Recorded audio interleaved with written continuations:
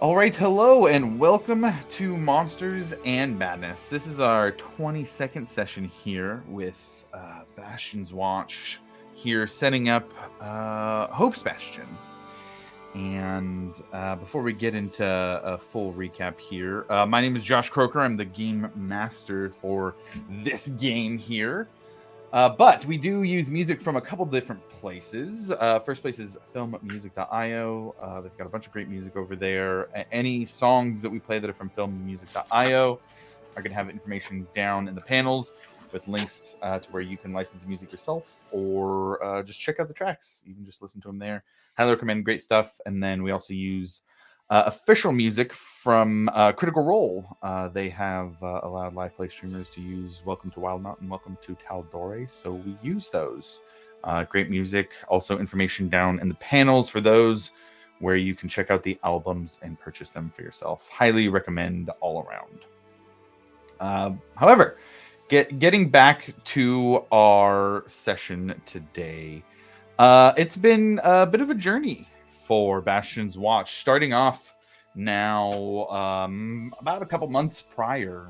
The party had started off at an unnamed settlement, and over the course of your time there, you have expanded the settlement, discovered things that were going on around the Zemni fields that were causing strife, causing chaos here, and things that were really hurdles for the settlement to get started. You've gone toe to toe with noble families, as well as made something of leaders of yourselves, all having official positions within Hope's Bastion as well, and really have made a name for yourselves, not just in Hope's Bastion, not just in the Zemni Fields, but are starting to make a splash in the Dwendalian Empire as well.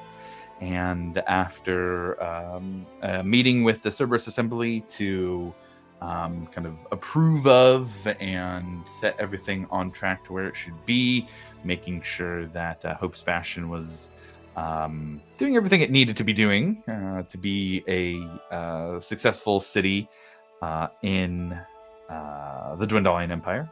And with that, it was off to the races. In last session, we had Bastion's Watch spending 3 weeks of downtime in settlement and really establishing themselves here rather than going out and questing, spending some time building up the settlement, making connections, and figuring out how best to move forward here in your corner of the Zemni Fields. So with that, we're going to start our session today here. We're going to change up the vibe a little bit from our starting music here. But we're going to start off today. The end of the downtime, there would have been another council meeting called with all of the members of Bastion's Watch. Poziver now, who is an honorary council member, and as you all walk into what has become a kind of makeshift meeting area until construction can be completed, the Friendly Ogre, which has been cleared out here in the morning. And as you all walk in and see each other kind of doing some greetings as you kind of go about getting here for the day, you all see the other masters of Bastion's Watch, also Michonne, Lumini, and Vasati, those members who are not part of Bastion's Watch. And you do also see two other figures standing here. And one of them is a human man, short blonde hair, hazel eyes, seems to have kind of medium height, not super tall, slender build, but wearing mostly modest garb. Doesn't seem to have any emblems or logos or anything on it. And sitting next to him is a half-elf woman with longer brown hair down past her shoulders, wearing very similar garb as the other attendee here. But she's got striking blue eyes that look over to all of you each as you walk in. But with that, once everybody is in, they the human man stands up and introduces himself. Hello to you all. This is official business. We are both members of the Argon Trust. And we've asked Lumini here, kind of gives a head nod over to Lumini, we've asked Lumini to call this meeting so that we could give a brief introduction. Let you know that we are here, that this information that we are part of the trust is privileged to all of the leadership here, and to answer any questions you may have. My name is Artur. This is my associate Rosalia. It is nice to meet you all. I've heard some very interesting things about Hope's Bastion.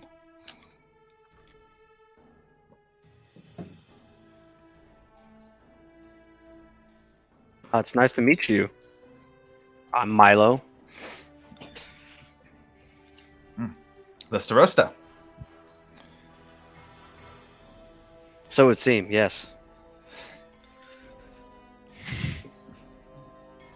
Well, it is nice to make your acquaintance, Milo. Would you guys like to introduce yourselves, or? I'm fine for right now. Do we know what the Argon Trust is? Go ahead and roll a history check. So that's what I'm looking for right there. All right. Oh, natural 20 for a total of 23. I think we already established that I knew who they were. I believe so, yeah. Okay. Does Alvor know? Because they have been brought up before. Yeah. So Alvor would know with a 20. You said 23 total? Yeah, natural 20 on the roll. Yeah, absolutely. So let me pull some notes here with a 23. Watch this be the only good roll I have. Also.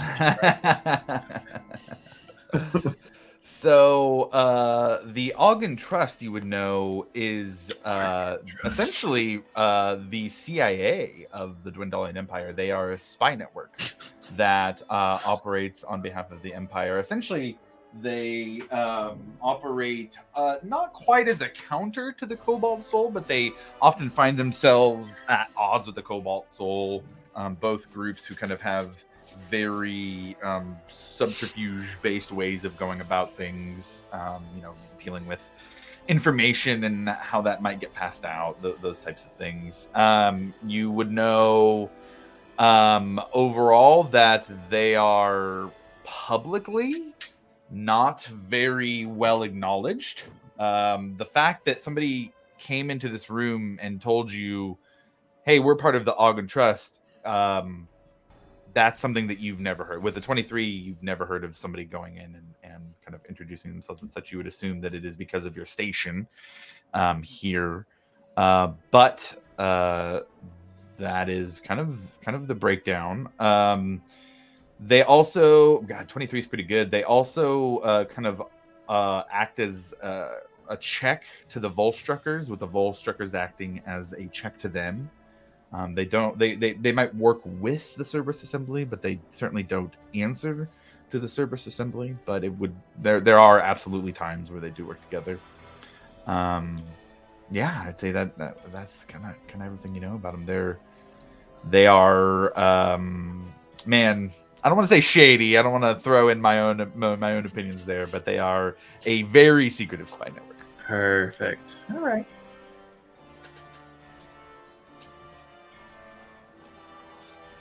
I'd say, well, if no introductions need to be made, then are there any specific concerns that you have that you would like the Trust to look into? We've been given a bit of information from the Assembly about potential bordering on treasonous acts of one of the noble families of the Amber Council. We will be looking into that and reporting what we find is appropriate. But if there's anything else you'd like us to look into, then we can certainly keep our eyes and ears out. I don't know if I got anything. You guys got anything?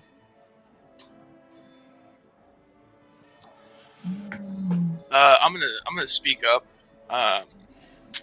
I'm Rufus, prior Cobalt Soul. I was just wondering if I could speak to you offline, outside of prying eyes. Go ahead and roll a persuasion check. Okay. Shit, I don't have my stats up. 1 second.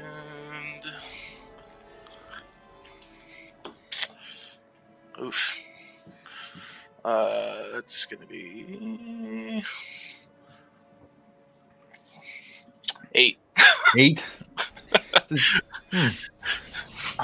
We have made sure that there are no prying eyes in this. Anyone looks around in this structure. If you do not feel that your compatriots are trustworthy, then It's not necessarily about trust. It's more about it's personal matters. I see. Well then, perhaps if you'd like to submit a letter, we can read it privately. But we are rather busy given the host of things we are investigating currently. No problem. I think Vera could kind of be like, well, isn't that what you just said? Was if we had things we wanted to look into to ask? Mm-hmm. And it was really more about like, okay, go ahead and ask. Sure, like we don't need to talk about it privately. We're here. We are private. That's kind of the thing. We are private right now. If you'd like to ask and let us know, then you can let us know. Yeah, I'm holding my tongue. Okay. Holding it in the beak. Holding it in the beak. So you said you're here because of accounts from the wait, what was it again? The Cerberus Assembly had let him. Yeah, know. there we go. Okay, Yeah. yeah. So you're here from accounts of the Cerberus Assembly about potential noble families. Is that the only reason you guys are here? We have a variety of reasons we're here. Insight check. No, I was gonna say care to yeah, I was hoping you do that. Just trying to. Oh. Dirty 20. Okay. Get my stats up here. As soon as you asked that question, I was like, I know I'm going to do an insight on this. Yeah. Doesn't even matter what he says. I would say you do get a sense of how to put this. You beat it by 2, so you do get a sense of there's truth in the statement. We're here for a variety of reasons. Oh, let's do it this way. I'm going to send you a private message for this. Let's get a whisper in for it. I was say even without knowing all that, Alavoy would still ask if they would care to share any of those reasons. Okay. Considering we are the nobility of this town, so I feel like if anyone needs to know, it would be us. Okay.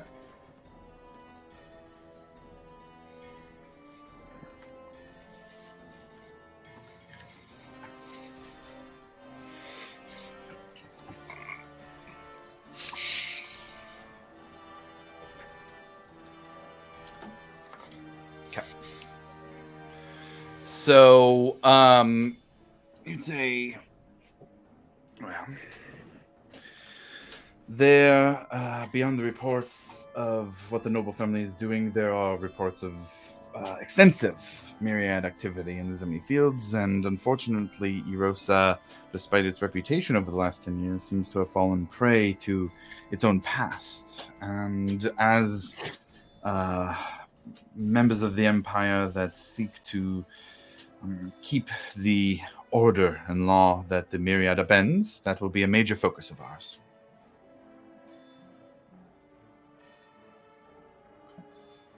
Nice and vague. I like it. Okay. And then, yeah, that's all. Can Milo just pull out his book and just start taking notes?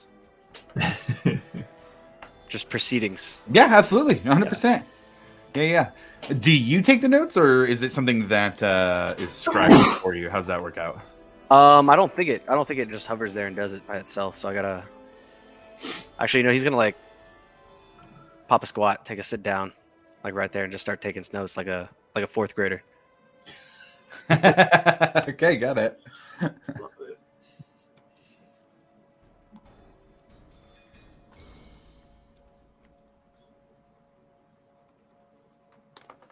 All right. They kind of give an odd look at the half elf woman. Kind of gives a little bit of a head turn and just kind of chuckles a bit. And she says, "Oh, we're very excited to be here, and if there is any communication you would wish to have with us, we ask that you do it in private. However, we will be operating here in the settlement as hunters. There's been an influx that we've seen, and we will use that as our cover currently." So I have a question. You said like anything we'd want to direct your way to do it in private. We just had a member try to speak to you in private, but this is a private moment here, correct? This is a private moment here, yes. What we mean is we do not wish for you to let the general residents of Hope's Bastion know that the Ogden Trust is here and is keeping an eye on them. That would eliminate the point. If all right, so what I'd say at this point, You got us all paranoid. give me another persuasion check here with a little bit higher DC to go off and have a private conversation in this moment. Oh, you're talking about Bert. No, you're the one who spoke up. I'll let you roll this one. Oh. Yeah. 19. And they just kind of give she gives a little bit of a nod. We will wait after this is over and have a private moment with Rufus. You're welcome, Rufus. Oh, appreciate it. Oh yeah. So you also say that you don't want us to notify the public that you're here keeping tabs on them. Is there anyone in particular that you're looking at? As we said, we'll be looking at the Red Wolves, one of the noble council families, or one of the noble Amber Council families, as well as the Myriad. Beyond that, if there is anything that comes up that should warrant extra attention, then we will look into that as well. Such as our Starosta. And Alamo's eyes go wide. kind of raises an eyebrow at that. Will stops. It says, and it looks. They both look at Milo, and then the Arthur says, "Is there a reason we would need to keep an eye on the Starosta here? Should we be concerned?" What did I do? I don't know. I guess it's more of a question for you. You clearly have some sort of interest in him. You've been eyeing him. And I mean, we're all friends here, right? We're all part of the Empire. Why not This is just a private private moment? Yeah. Why not be forthcoming with us? You'd get the same from us. Interesting. I would say here, go ahead and roll either persuasion or intimidation. Intimidation all day. Yeah. It's only 11. 11. Okay, got it. If you're looking for us to be candid, there's not always something we can offer. But I will say that this is a rather non-traditional group that has been made leaders here. Adventuring parties are well known across the land. They are not often made leaders at, looks back at such a young age. Especially with so many connections to those outside the Empire. looking at all of you here, from what we understand, at some point, at least, you've all been a part of somewhere else. Even Breck, who spent most of his life on the seas, spent time not in the service of the Empire anymore on the coast, before making his way back. We have those of elven heritage here. We have those who hail from distant lands. We're here to keep a weather eye on all of the happenings in Hope's Bastion. All of the happenings in Hope's Bastion. As he finishes writing. Oh, I love it. Breck's gonna stand up and say, I would hope that you would avoid any and all contact with the gnomes. I will not have their trade secrets being swallowed by the Empire.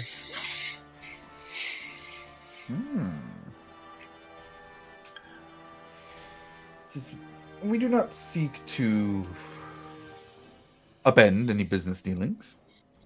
Contingencies can be put in place, of course, if there is a business partner who is not wanting to continue their help anymore, but we do not intend to interact in any way that would be in an official capacity of any member of Hope's Bastions, except for the ones we speak to now.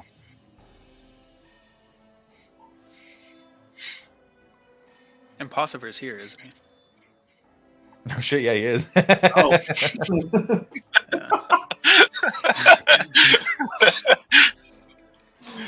Ooh. That's actually a fairly good point, at which he would say... He would say, the secrets of the Velven Thicket are ones that the Nimblefoot gnomes, as well as the other clans in the thicket, have discovered. We will happily share what we know, as we will continue to. But I will stand with Breck in saying that we are not citizens of the Empire, as we have been made well aware of time and time again. And we expect that there will be a level of respect that comes along with that. And Arthur kind of gives a nod. Respect shall be given where respect is due, noble gnome. And the Nimblefoots have our respect.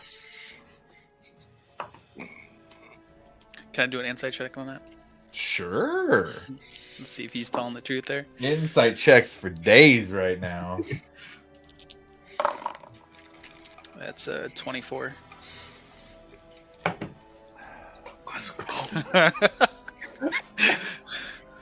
Blowing this conversation. I seek the truth. Big slipping shit past Merrick. Seems to be telling the truth. Yeah, seems to be telling the truth. You see a level of stoicism for sure, but within that, sincerity that seems genuine.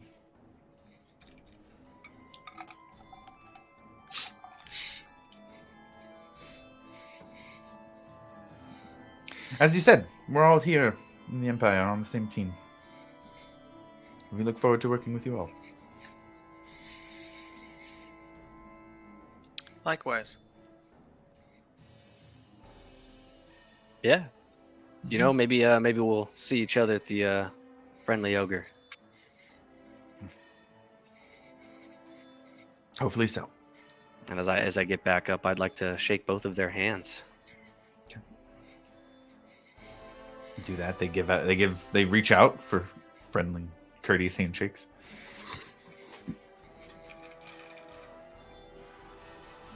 I return the handshake. Okay. I'm not shaking no hands, giving out my fucking personal business and shit.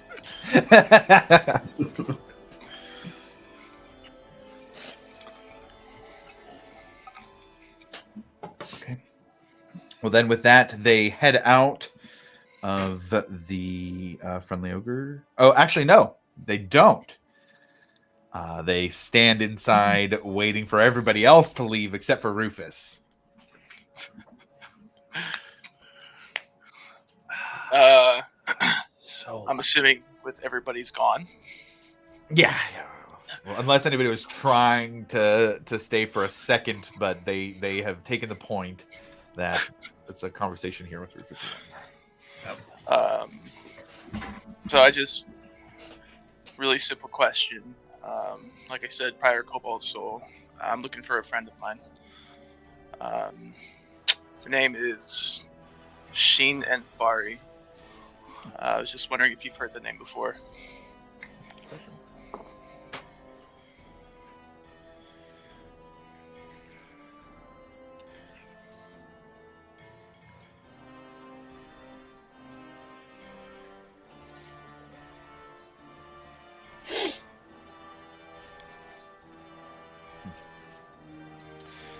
Not a name I would know off the top of my head, but we do have networks in which we can check for last known locations and any current activities. Given your status as ambassador, that would give you request capabilities enough that we could look into it if you would like. Yes, I would greatly appreciate that. If you could put out feelers for that name and whereabouts. And, past activities, past locations. I'd greatly appreciate it. Well then, I will ask, what is the, for my own sake, for prioritization purposes, what is the nature of the request? Is it personal or is it official business of the settlement here? It's more personal. But it is a priority of mine. Understood. I will put in. Do you know the last place that you had seen them? Give us a place to start looking. The last place that I physically saw them was in. I think it was Zadash. Okay. Yep, in Zadash. Okay. That was many years ago. Well, still, Zadash keeps very, very good records. We should be able to at least track down the last time they were there.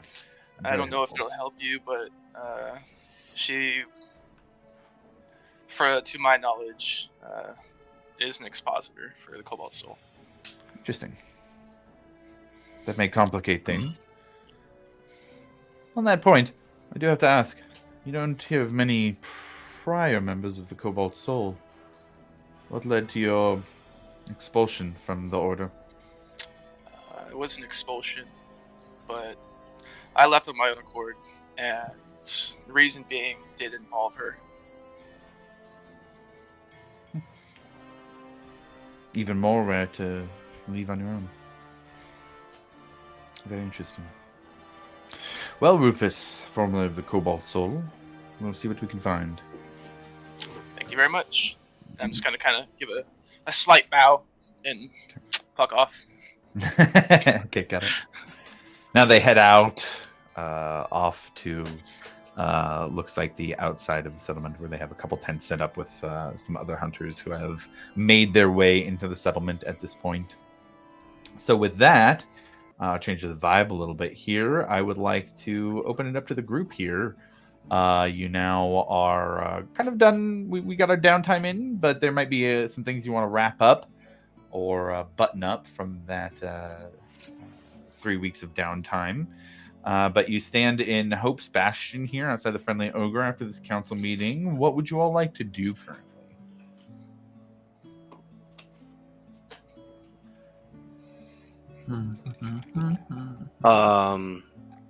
We already witnessed a certain individual coming into town with things, right?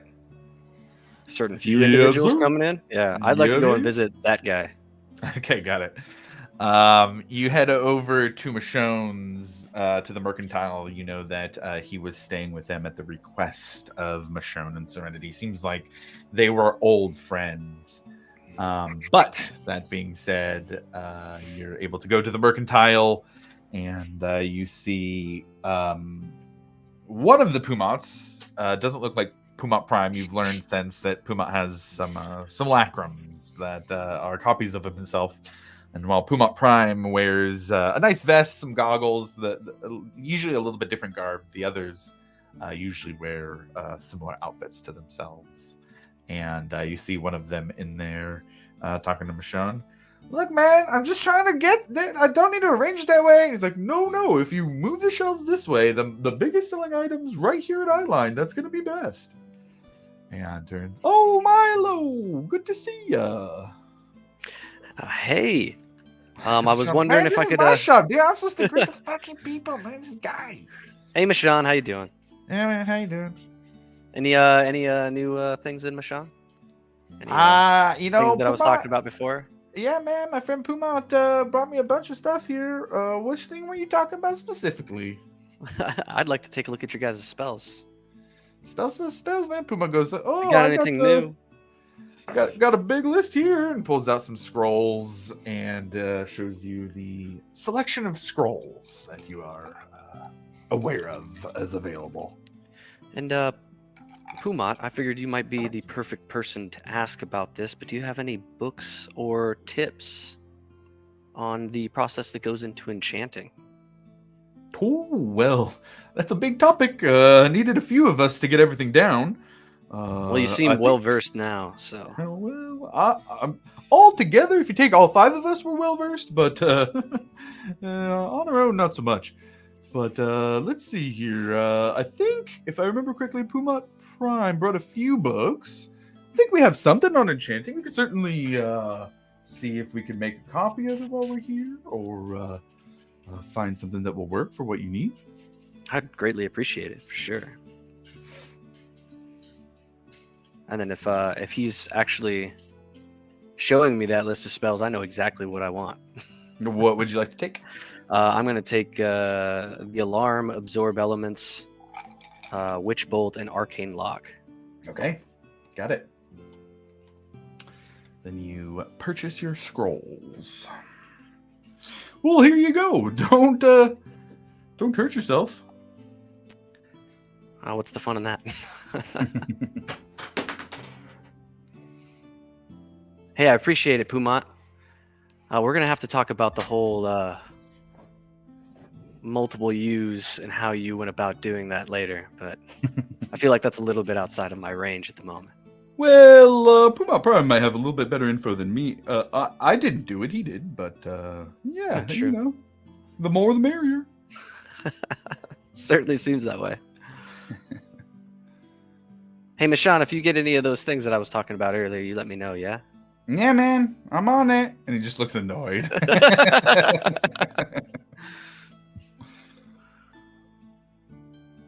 Cool. Just pick up some spells. Anybody else have anything they'd like to do? I was gonna head over there as well. I don't Okay. want to interrupt or anything. No, go for it. Yeah. Hello. What's going on, Michonne? Hey man, how's it going? And Puma goes, whoa, hey, sorry, you, I know we've met, but just a little scared when I see you. No big I understand. I probably have that, that face. Apologies, no offense meant. It's all good. I was just curious. I heard about these bracers that kind of do some crazy stuff. I don't know if you might have something to do, or maybe I could like put an order or see if you guys can get it for me or something like that. What are you looking for? I'm not 100% sure, but they're these bracers from like this crazy school. I think it's like Demir or something from like Ravnica. Yeah, I guess they're like some sort of bracers that let me do some cool stuff. What kind of cool stuff are you looking to do? I'm specifically looking if I can cast a second cantrip. I can tell you the expediting of magical spells, even lower level ones, does take a bit of advanced enchanting.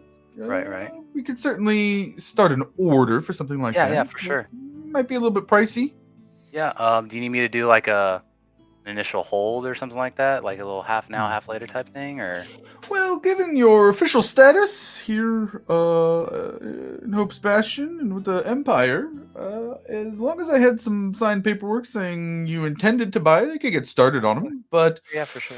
something that powerful is going to take at least a few months. Oh yeah, I'm no rush. I mean, I'm not seeing if you can acquire said item for me. I'll let you know if I need any materials or anything like that that might be helpful in speeding up the process. But I think we could Absolutely. work on that. Cool. All right. Well, yeah. I guess if you get some sort of document signed or whatever, I'll be happy more than to sign that for you. Great. We have our shop, the Invulnerable Vagrant in Zadash, and that's going to be the best place for you to stop by to meet us. Cool. And what was that again? Sorry. The Invulnerable Vagrant. Awesome. All right. Well, yeah. I'll keep in touch.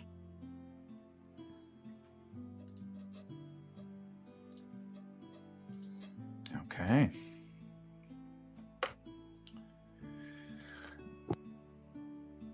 Now, point of order for a bit of lore stuff that I have been doing backwards. After looking at my notes, the very first session where they were introduced, Voth was the male and Kuzoth was the female. And shortly after that, I switched those and realized that when looking at my notes today. So, since I have been using Voth and Kuzoth much more often as Voth is the female, Kuzoth's the male, I'm gonna swap that. We're just gonna say Voth is the female, Kuzoth's the male. We're gonna move forward that way. So if you have any old notes that look like they contradict, DM's fault.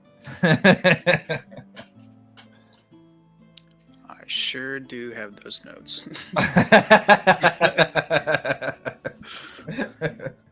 Oh man, I was looking at that. I was like, you got to be kidding me.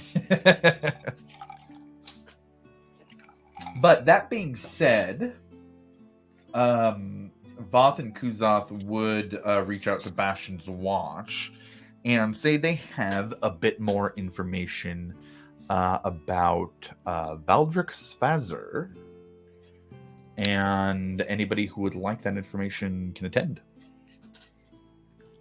I will be there. Okay. I'll go. I have something to ask of Eric, so I'm gonna go as well. Sure. Yeah, I'll just stick with Rufus.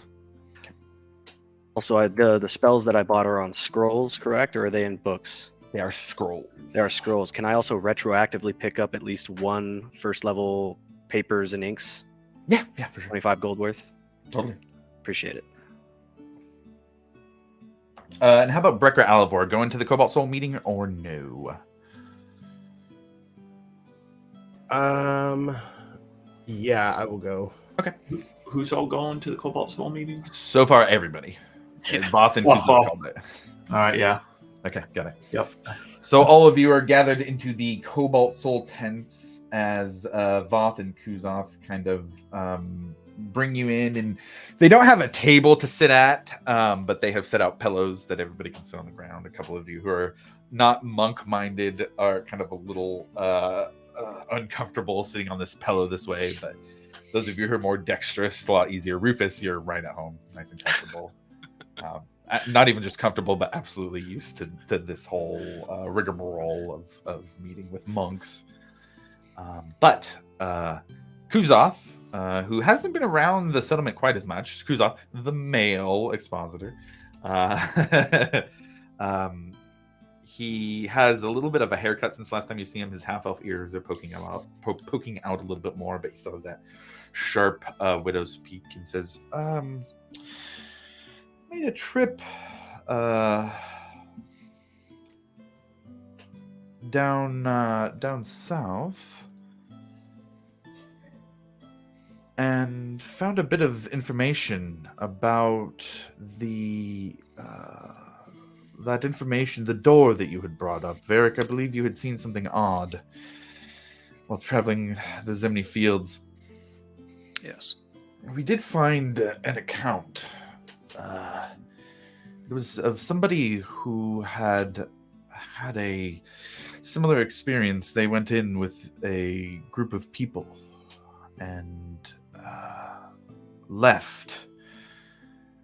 Well, one of them did at least, the one who wrote the account, and they had spoke of being under some sort of magical charm or spell that made it hard to remember what had happened or how they had gotten out of there. But given what they could remember, that they saw a large, or they saw an octopus off on the side pool and a table where a meal was set out, they decided to do their own research and reached out to the Cobalt Soul. And the Cobalt Soul offered what little aid they could in this matter. But they did write down what it was that he told them and what it was he set off to find out. And it was surprisingly comprehensive. It seems that this story involves a odd species. There are creatures that have leaked in from the other planes, that have leaked in from places beyond what we know. One of those creatures is involved in this. Colloquially, they're known as mind flayers. This particular one, Valdric, left a colony of mind flayers. He went out on his own, but after some time, joined forces with a hag. Very, very uncommon thing, but they, in time, worked together more out of convenience and ambition for power than anything else. But they did both work to increase their power. It was not something that was viewed kindly by those who shared their magics, those who shared their species. Both the mind flayers and the hags decided that this collaboration was worth squashing. In particular, a very powerful and, quite frankly, terrifying hag known as the Prism Sage was alerted and began to chase after the two of them.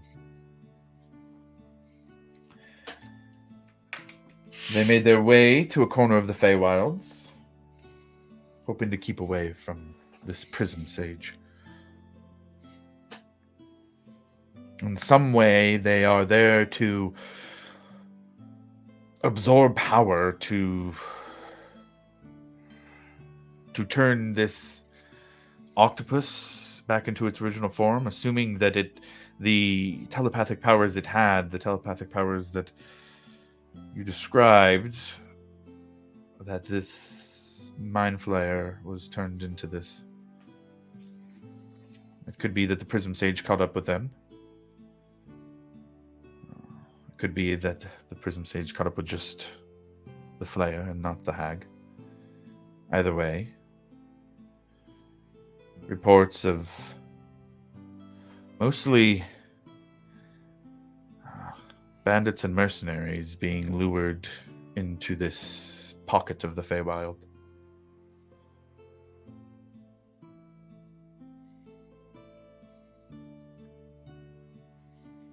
Some, besides that, have been rumored to return. He was able to find 2 others in his time doing research.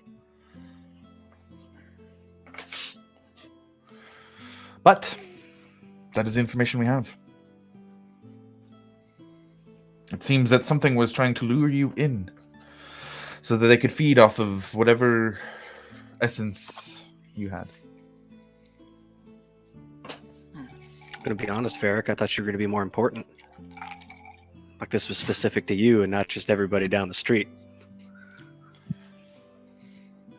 I mean, don't get it wrong. Ouch. I am important. That one hurt me. No, but So that's Josh, actually that's good um, news though for us. Yeah, Josh, I actually have that written down already, like most of it. Okay.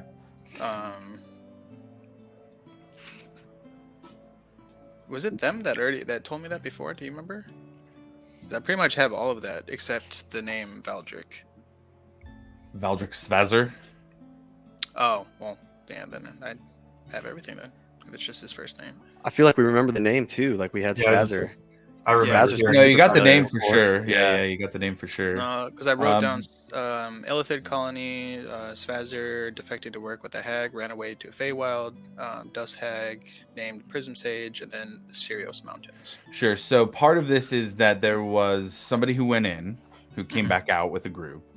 There are 2 others that he was able to find that made their way out as well. That they're mostly were mercenaries and bandits that were lured in. And I will say you do notice that Kuzoth has an odd look on his face at this point as well. And says, I have to ask, have you seen it since then?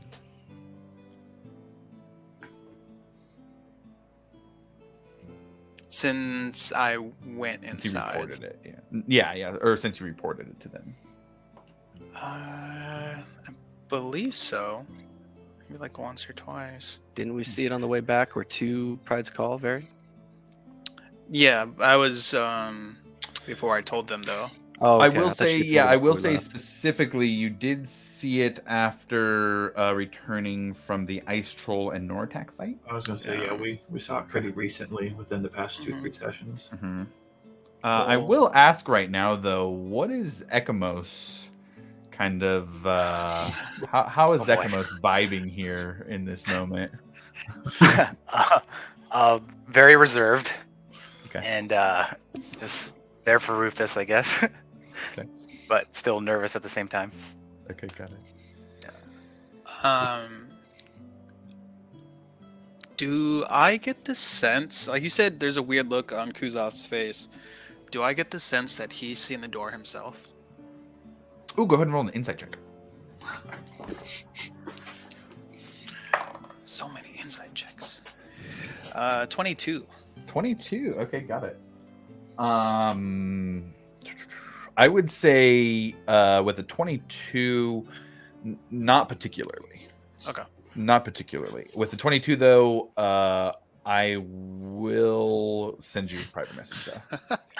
Lots of insights this time. So many whispers. Fine, keep your secrets. Oh. It's all right. It's okay, everybody. We'll air out the laundry soon.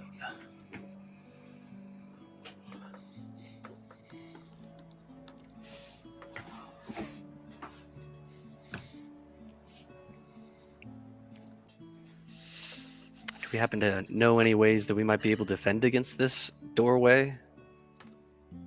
If we ever wanted to go inside? Varric, are you even interested in going inside? It seems like if this is going to be popping up around, it might be an issue, but it also seems kind of rare.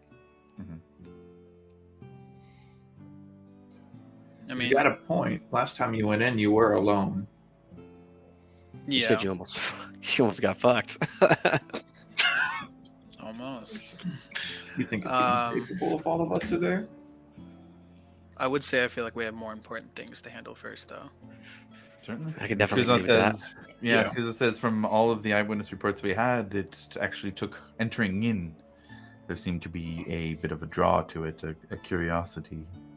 And once the doors open, there was a pull beyond that. Even necessary, or even not even necessarily opening the door. Sometimes there were those who were witnessed as being drawn to it and had to be pulled away.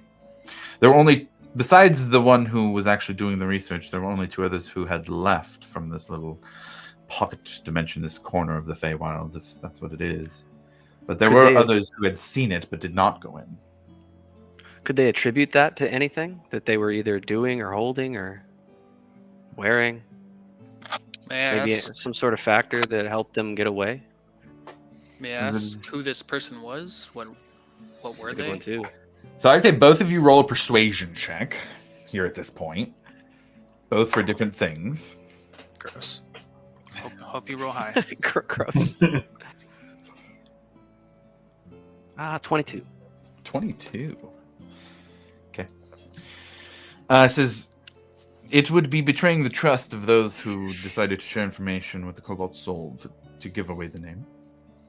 We could reach out and see if contact would be appropriate with them. They are quite advanced in age at this point. But I can ask at least. Have there ever been any reports of things coming through the door? Not beyond those who already went in, or who went in first. No. No, it seems the door does not open unless opened by those on the other side. Kind of looks around the group. Varric, can you tell me what happened before you saw the door?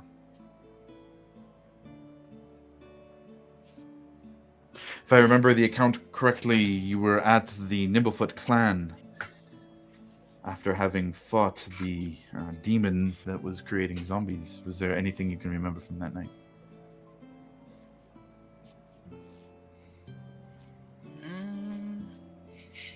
I mean, it's as you said. We fought the demon. Yeah. Anything less than savory? The demon.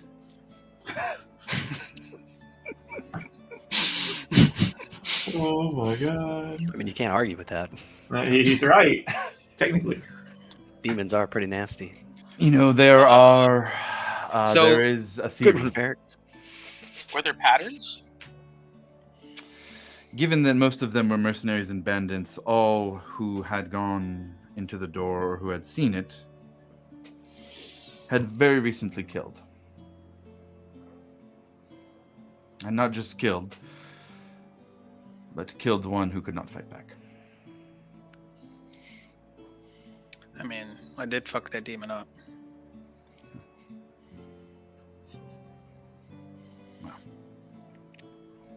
An interesting theory.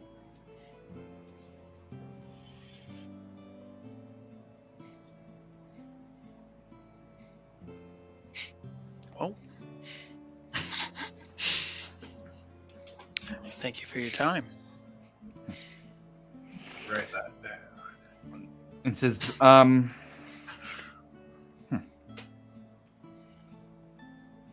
anything that the recruits of the Cobalt Soul might need from us?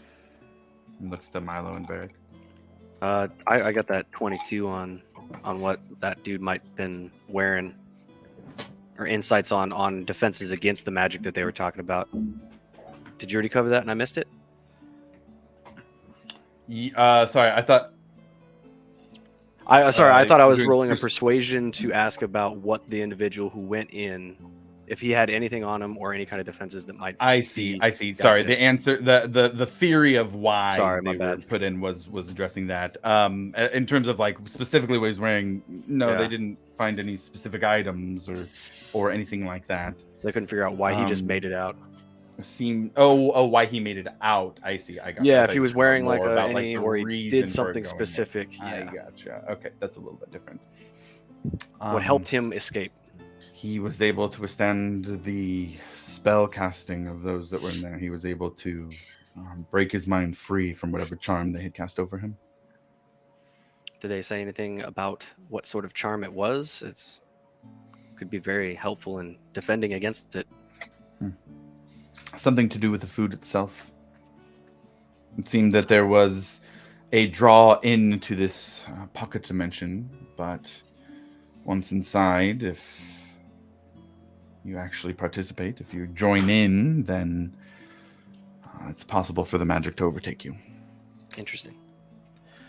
There was one other thing, and I can't remember who actually talked about it last time, Josh. If it was Orzo or one of these two, but I had requested access to a specific book, which you told me that I had to ask a certain individual, being Varric, if I could use it. So Varric, do you mind if I have access to Zarm's spellbook that you gave me them to study? Yeah, I mean, I gave it Sweet. to them freely. Yeah, they wanted to make sure that it was okay with you first before, since you are now Lawmaster. I'm sure there's some strings there that they were worried about. Anyways, can I have it now? Yeah, I suppose. Was it or do I need to find Orzo Voth or It you was guys have- Orzo, but it was Voth will Orzo? say, yeah, I'm sure that is fine in the approval process, and walks over and grabs a book that is purple bound, not very big. It's probably just about 8 inches or so tall. And I'll hit you up with some spells and Zarm's Sweet. spellbook. Yeah, he's gonna immediately crack it open. Shit, yeah, man. There's so much stuff in it. Since we are there, I would ask if there's anything like any like books that they have on smithing, mining, that kind of thing. It's not necessarily on the process of, but a history of mining in the Zemni fields is certainly something we can provide. Walks over and grabs 2 books. One looks to be a description of the onyx coats and the mining that they have done in the area. The other is more generally a history of like all of the mining, but it includes the onyx coats and the sours, as well as historical families that were involved in mining in the Zemni fields. Okay.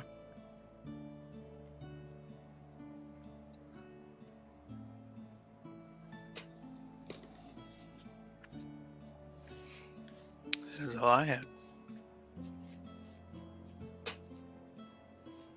Okay.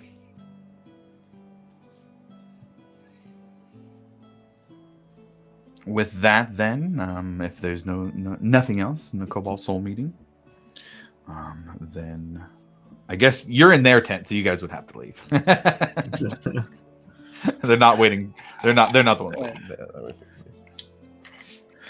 I will head out. Unfortunately, I also had to go buy some things. Okay. got it. Before leaving, I'm gonna go talk to Voth, and I'm gonna ask. So I'm trying to get a library set up into town. I was wondering if there's anything that Cobalt Soul would be willing to donate. I know it might be a big ask for the Cobalt Soul, but this is a communal library. This isn't a Cobalt Soul library. This is something for everybody. Something that everybody can enjoy, and it would help. It would help the library, and it would help the Bastion in general, and it would more than likely improve the look of the Cobalt Soul being in the Bastion itself, if you do decide to donate. Because a Cobalt Soul library would have a public section where all of the citizens of Hope's Bastion can come and read. Is there a particular reason for wanting to start one outside of the Cobalt Soul? There absolutely is. Interesting. Go ahead and roll a persuasion check.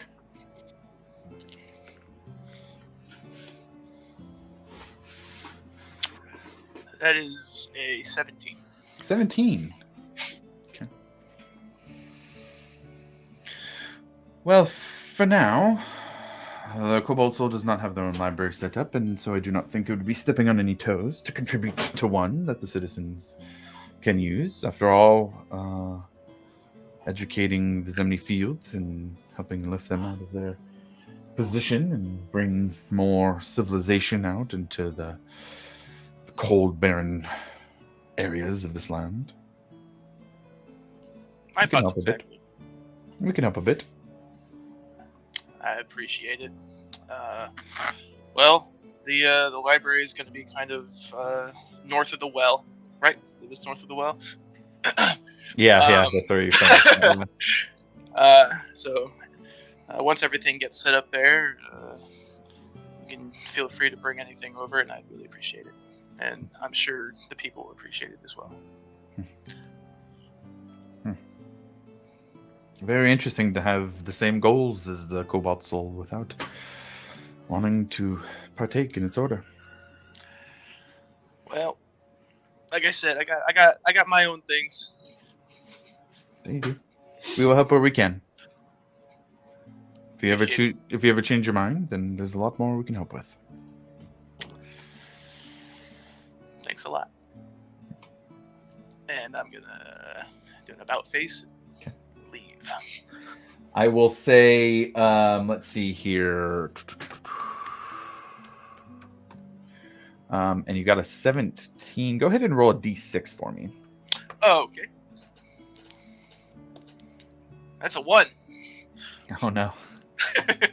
Okay, so they don't have a ton of books that they can give, but over the course of we'll say that they do offer a handful, specifically 17 books for the library to drop off that they find will be helpful.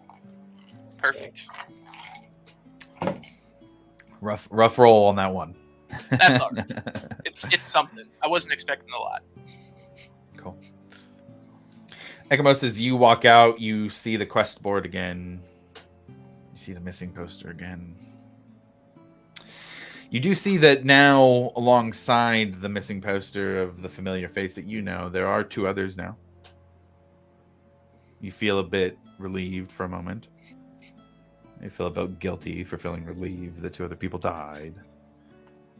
But I do want to ask, how is Ekamos feeling about the situation that happened there? Where's Ekamos at with that? Feels pretty horrible that Okay. I feel like he was enticed and like no other way to like get the thing to stop questing. Obviously, starting with like vermin, and obviously that didn't satisfy its hunger. So it definitely feels a bit of guilt, and remorse, and trying to make amends. Obviously, that was kind of tough to do.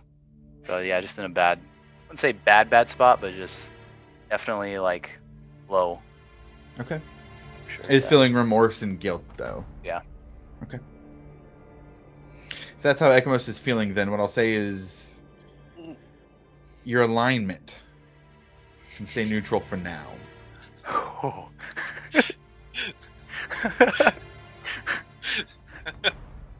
Gulp. But I will say that that's towing the line. Yeah. So keep that in mind.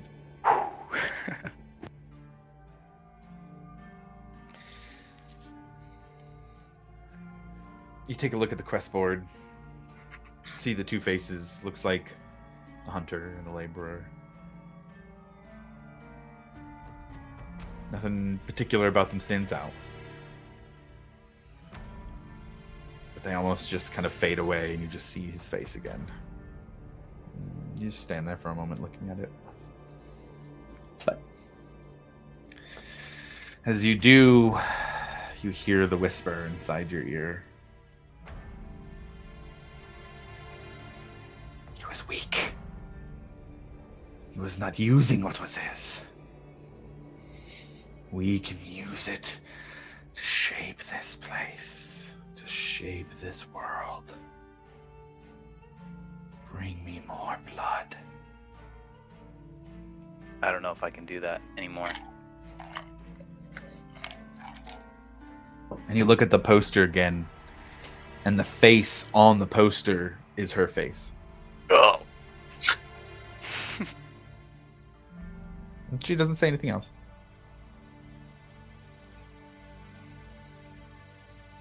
And you shake your eyes. Back to normal.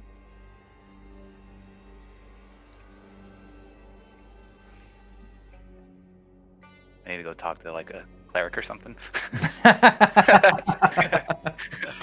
Sure, easy enough. You know of a cleric in the you do know of a cleric in the settlement. Easy enough to go to the Chantry of the Dawn Tents and I'm gonna do find that. Vasati. Yeah, absolutely. What would you ask Vasati? feel like it's like a forgive me, Father, I have sinned type thing. No, Okay. but just kind of open up to her and be like, yeah, I think I'm going through something pretty deep. I'm seeing specific, I don't know what demon or entity or something that's kind of like haunting me. I think it's ties into why I am the way I am. She kind of thinks over all of it. Do you worship any gods, Ekamos? No, being in Amon, we were kind of like in the Squabble area, kind of like in the north area of Amon, like farm area. So not really god worshipping or anything like that. Just trying to get by. So yeah, no, nothing in particular as far as specific god or anything like that. Obviously, I'm biased, but Pellar has offered guidance and protection to many, including my brother and I. We grew up in a very similar fashion. Squalor, having to get by. Pellar offered us a path. Offered us the strength you see now. Might be a way to help in these types of situations. There are many evil things in this world that can whisper in our ear. Absolutely. It's nice to have something on our side to help fight that back. Here.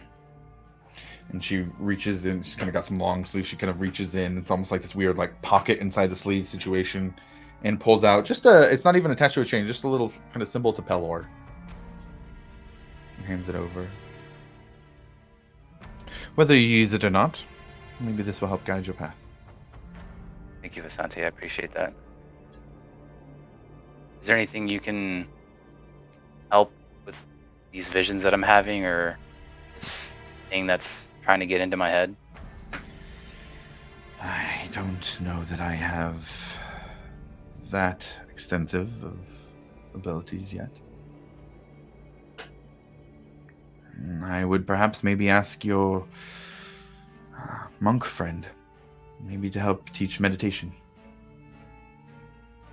The trainings that monk goes through helps them steel their minds and push off things that might be trying to enter into them.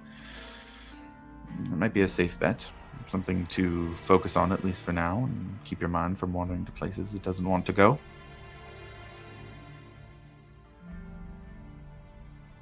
Thank you. I appreciate that.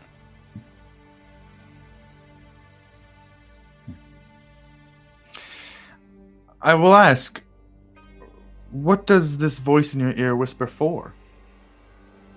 It's wanting power, like use me as a vehicle, I guess. I don't know.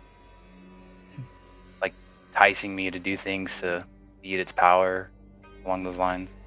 And I'll reach in my backpack and show her this bowl.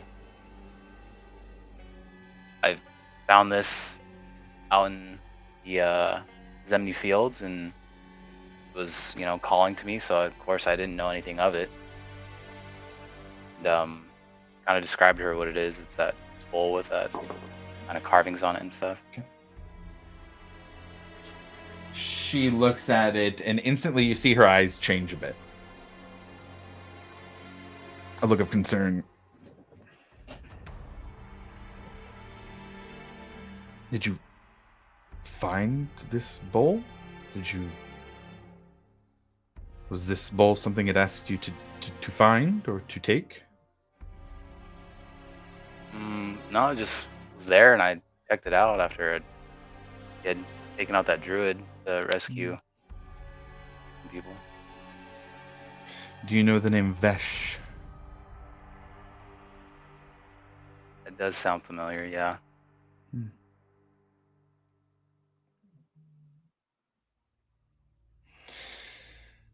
Do not give it what it wants, Ekamos. What is she? Like, is she... I've seen... I'm assuming it's this female that I've been seeing. Like, what's her whole thing, I guess?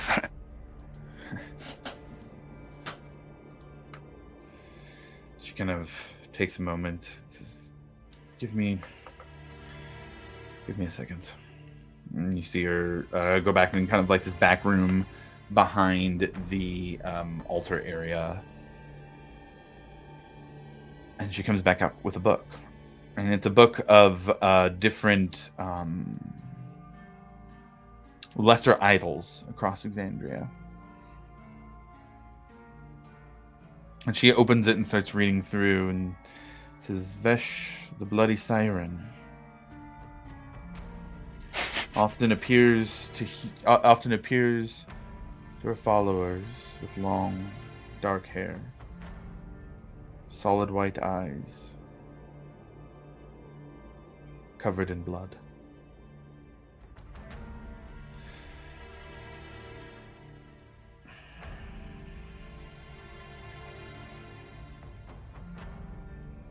And she kind of reads through some of the pages a little bit more. There are debates about whether she was some sort of deity originally, or just a witch who gained too much power. But at some point, the records show that she'd married a human.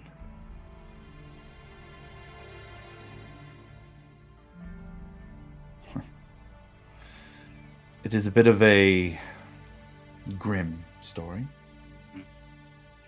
She bound herself to him when he was born, and returned when he turned 15, and slaughtered the rest of the village.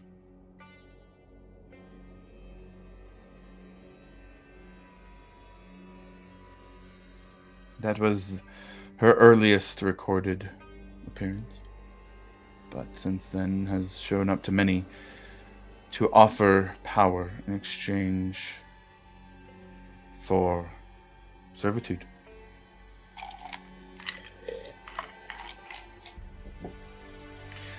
She is evil, Ekamos. A being that desires death and destruction.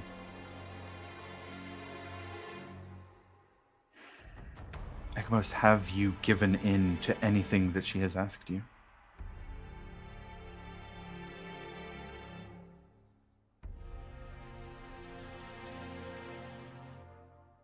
Yes. I don't know. Think so?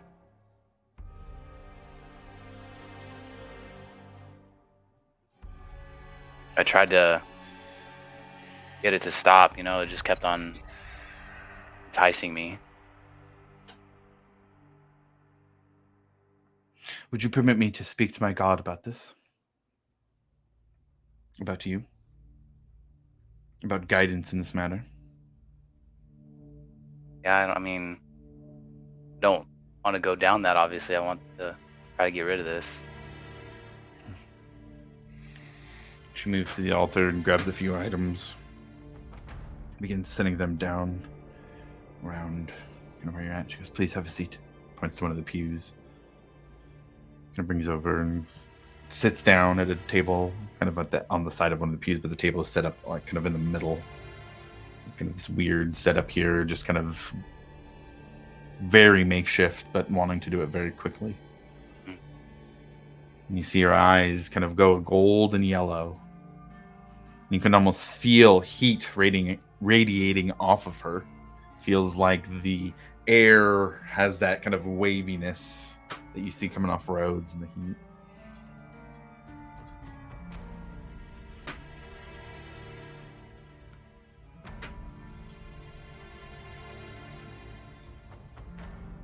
She begins to speak out loud, and you can hear her.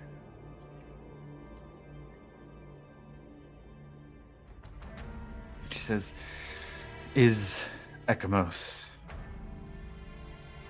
is his life force, is what is keeping him alive, tied to Vesh?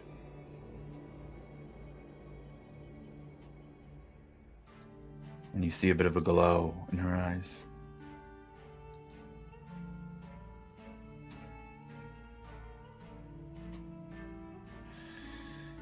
She says next, can his connection with her be severed and allow him to still live? And you don't hear anything still.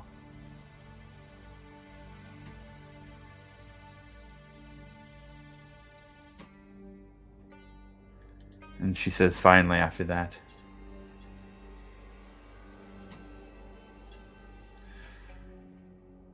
where does his path to cleansing lead him?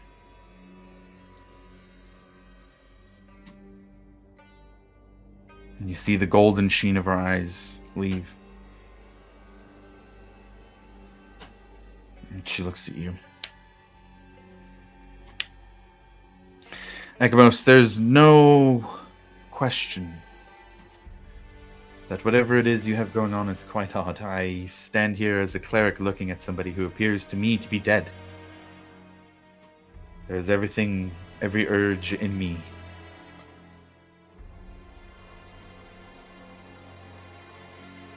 And she kind of thinks for a minute, and you kind of see this look of like, he kind of laid it out for me, I'll lay it out for him. I have to fight the urge not to use the magic of Pelor to attack you, Ekamos. You are what I have been trained to fight against.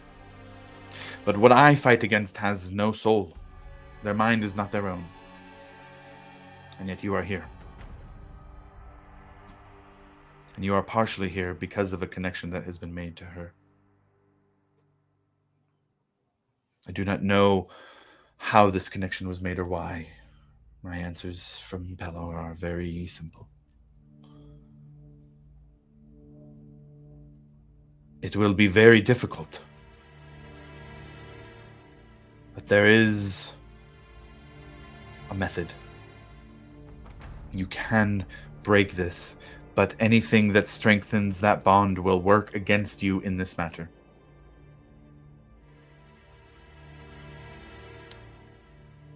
Your past holds the key. You must find how this connection was forged in the first place, and why. Once you know that, then steps can be taken to break whatever hold it is she has on you. It is not safe for you to have that bowl. Will you leave it with us? So with that, if I leave you guys the bowl, I feel like that'll anger her and like cut me off completely, and then I'm dead.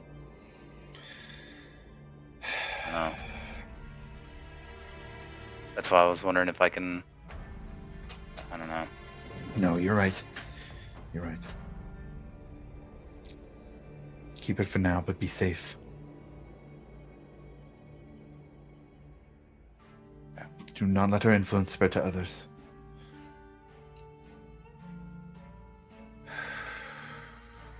And do not, for the love of all that is holy, tell Varric about this. He's one to get truth out of people, Vasanti. I'm sure you know this. I am very well aware. No secret is safe with Varric. Well, then do what you can. Okay. My best. And should he want to take matters into his own hands, tell him that you are working with me. That will stay his blade for a moment at least. Yeah. At least I hope. He hits really hard. I've seen it, so. She just kind of gives a chuckle.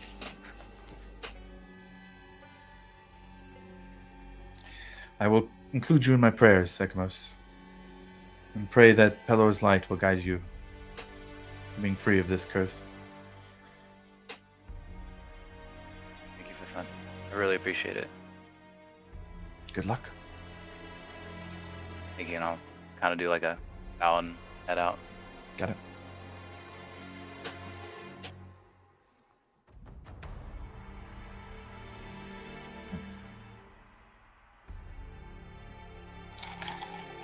How's Ekmos feeling after that?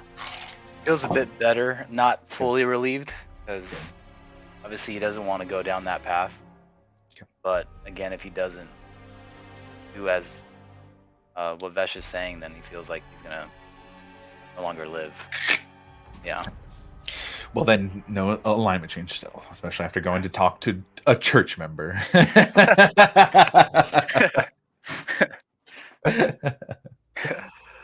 All right, cool. Well, then, I would say back to the rest of the settlement. Was there? Actually, I would say before leaving, Venture would grab Breck and hey, Breck. I think it's time for me to hit the road soon. But I just wanted to say thanks for having me here, and it's been good to see you. And if there's anything that you need that I can help with, I'll do what I can. Yeah, it's good to see you too, Venture. Are you planning on making a stop in Port Damali on your way back? Likely. I hadn't really made a full plan for my trip yet. Sometimes I just like to go, see where I end up. But if you've got business in Port Damali and there's coin to be had, I'm certainly interested. I was hoping you might make a stop by the Floating Fancy for me and hand this off to Zelfane. I just wanted to kind of slip him a letter. I'd be happy to. And if there's not a big job involved, well, then I can't promise it'll be very quick, but I'll make sure it gets to him. Well, I appreciate it, man. How's the fleet doing up there? Heard you had, 50 ships last time? I'm making good money. There's up-and-comers who are encroaching on my business over the last few years. I'm sick and tired of stone's throw shipping and taking all my contracts, but it is what it is, I suppose.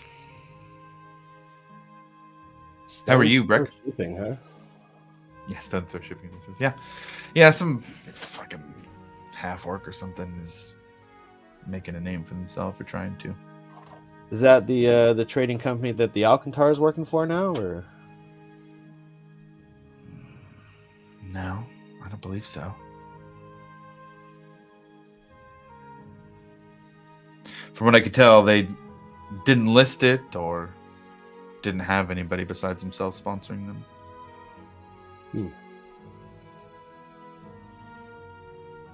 Well, on your way down, if you don't mind spreading the word about the new brew I had going on up here, man.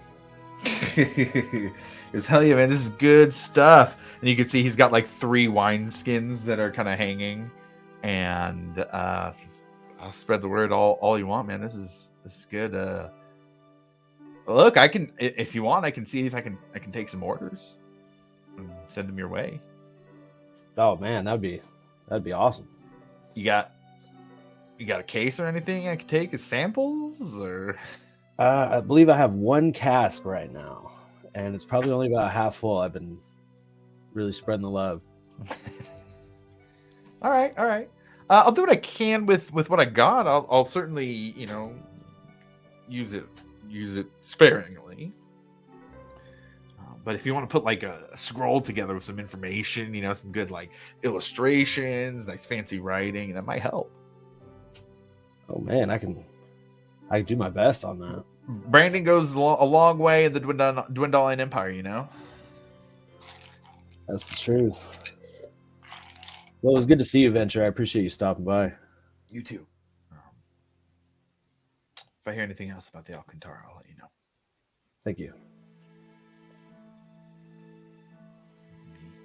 You see the form of Venture kind of heading off into the, not sunset because it's not sunset currently, but heading out of the settlement off to their next journey. Anything else? I'll send you like a side message on what was in that note. Perfect. Yeah, perfect. Cool. Thank you.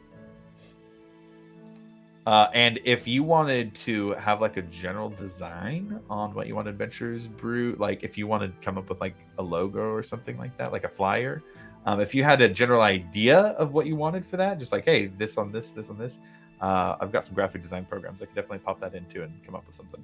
Okay, hell yeah. So just let me know. Thank you.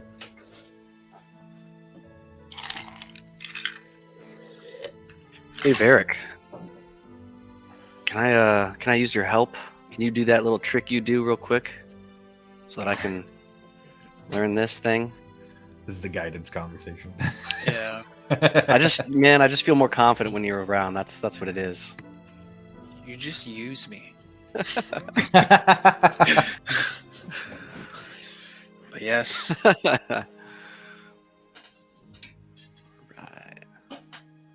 Yeah, I'd like to spend that paper on learning a first level spell. Sure. Yeah, easy enough. Go ahead and roll that Arcana check. See if you can get it in there. It's 19. 19 does it for first level. Cool. Appreciate it, Varric. Mm-hmm. I'm gonna start charging you. I'm hoping that these all kind of help us all out, but this one's particular for me. I'm hoping that it might save me one of these days. And it's the absorb element spell, if you cared. Handy spell. Well, I'm ready. How you guys feeling? Also, what time of day is it? Right now, I'd say probably early afternoon. Okay.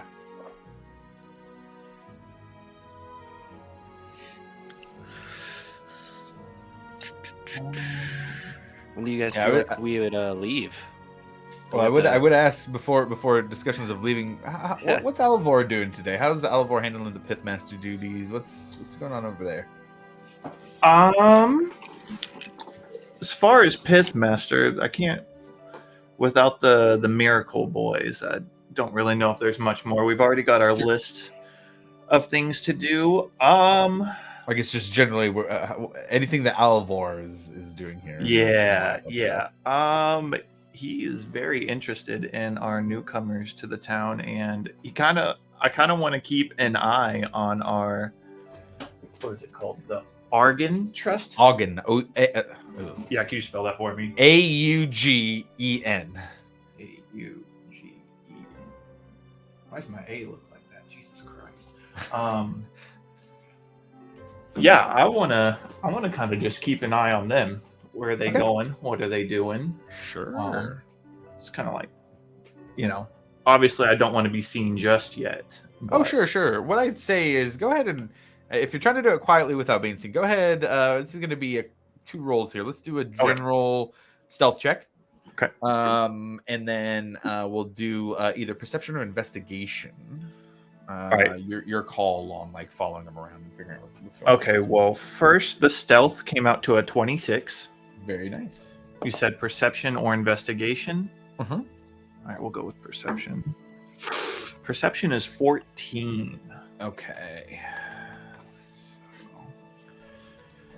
let's see here. 26. 26 for stealth. You said? Yes. Okay. They almost slip by you. You beat their stealth by 1. Dang. I got a 19 plus 6 for 25 on that. Yeah, I got a 17 plus 9 on that one. So they almost get past you. And then Quicker than that. Wait, no, sorry. No. I'm doing that wrong because this was your stealth check. Yeah. I see. They almost see you. Oh, okay. Yeah, they almost see you. There's one point where you're kind of following them, peek around, and then so your 14 was for following them. Yeah, for the perception, yeah. And they had 8 plus 4, 12. So you still pretty close. So you are able to track them though.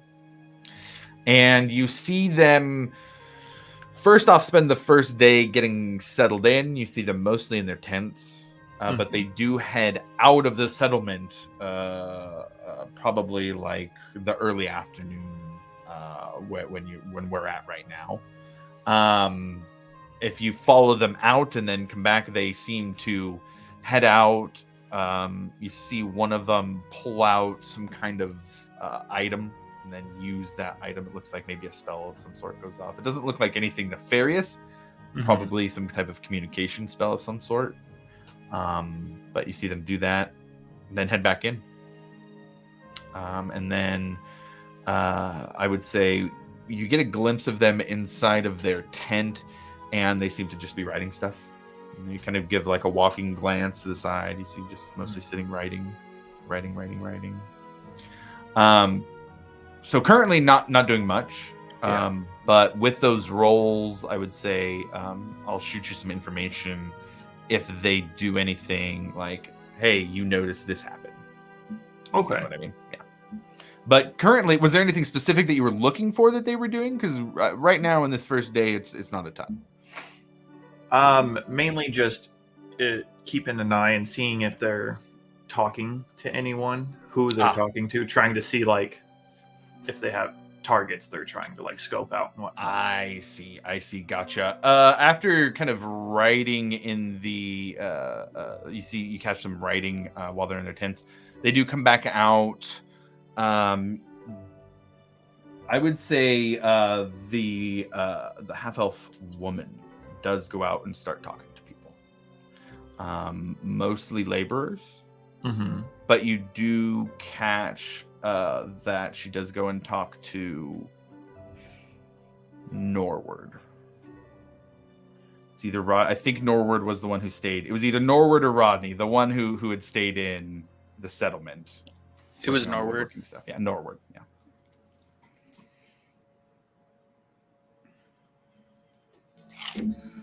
Okay.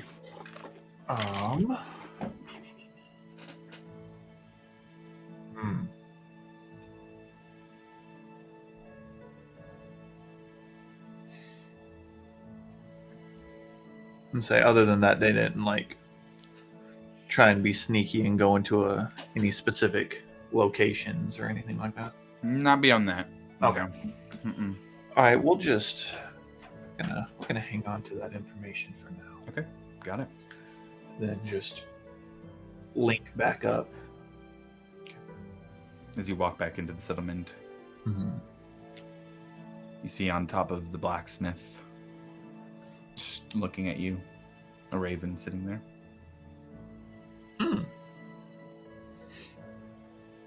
Is it just staring at me?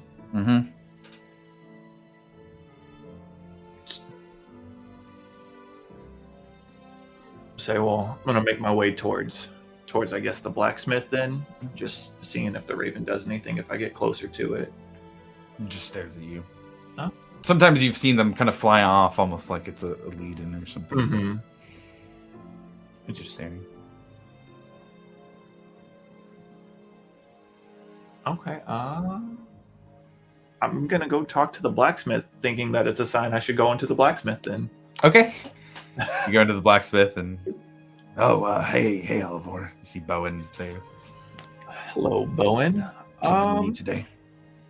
Actually, yeah, I've been meaning to come by here. I'm looking for armor, honestly, is the one thing I have been really looking into. Some sort of light armor that packs more of a, heavy protection. More than just regular light leather armor would. Anything of the nature. Oh man, I don't have a ton of stuff around here. I'm still working on mostly functional things, but Varric's been taking over some of that, so I've had a little bit of time for some of those things. You thinking just something studded? Yeah, I'm just looking to either upgrade what I have or get something better. Oh, if you've already got some, I can add the studs to that for sure. Yeah, if you want to leave that with me, I can work on that today. Okay. Yeah, because I think all I'm wearing right now is just some leather armor. So Sure. yeah, I can get some extra metal on there thrown in, get it some extra protection if you get hit in one of those spots. Nothing crazy. Maybe 10 gold for the cost to upgrade that. I can do. Yeah, let's go ahead. How long do you think that'll take you? I can get it for you by tomorrow. Okay, let's get that started. And I'm also gonna hand him. I have this. I just have a regular old dagger that I'm not using. I'm just like, here, you do with it as you please. I don't need it. So. Oh, okay. So, I mean, we could go 7 gold pieces if you want. If you're throwing the All right. dagger in. Sounds good to me. All right, so we're gonna. I guess I would ask, do you have your new rapier on at this point? Oh yeah, I do. That thing is not leaving my side. Bowen says that's a fine blade you got there. Ah, thanks. I just recently acquired it. So yeah, other than that, it's a nice new sword I got here. If you got somebody who can make stuff that fancy, why are you coming to me for leather armor? Oh, well, weapons, armor, I figured I'd come here. I know Varric's been spending a lot of time, so feel like you make some quality stuff here. And Well, thank you. Flattery is always effective. do you want me to unequip my light armor then? Yeah, just till Okay. tomorrow. Yeah. Just boop. Okay.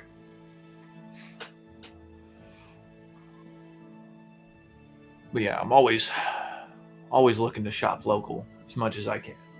Well, glad that the new leadership of the settlement can choose to do that. Been around the Zemni Fields for a long time. Nice to see somebody taking a look at those who need it. Also, just out of curiosity, have you gotten anything new in, or even just heard of anything just around the settlement? General gossip, anything like that? Go ahead and roll a persuasion check. That's going to be a 27. 27. Very nice. Okay.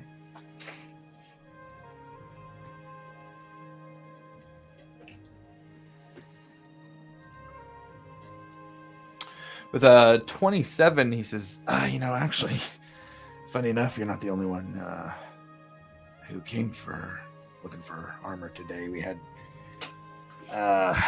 some a small caravan coming from up north. Looks like word of the settlement has reached by Sayas Till, and some people decided to come over to Hope's Bash and see if they could make their way up here.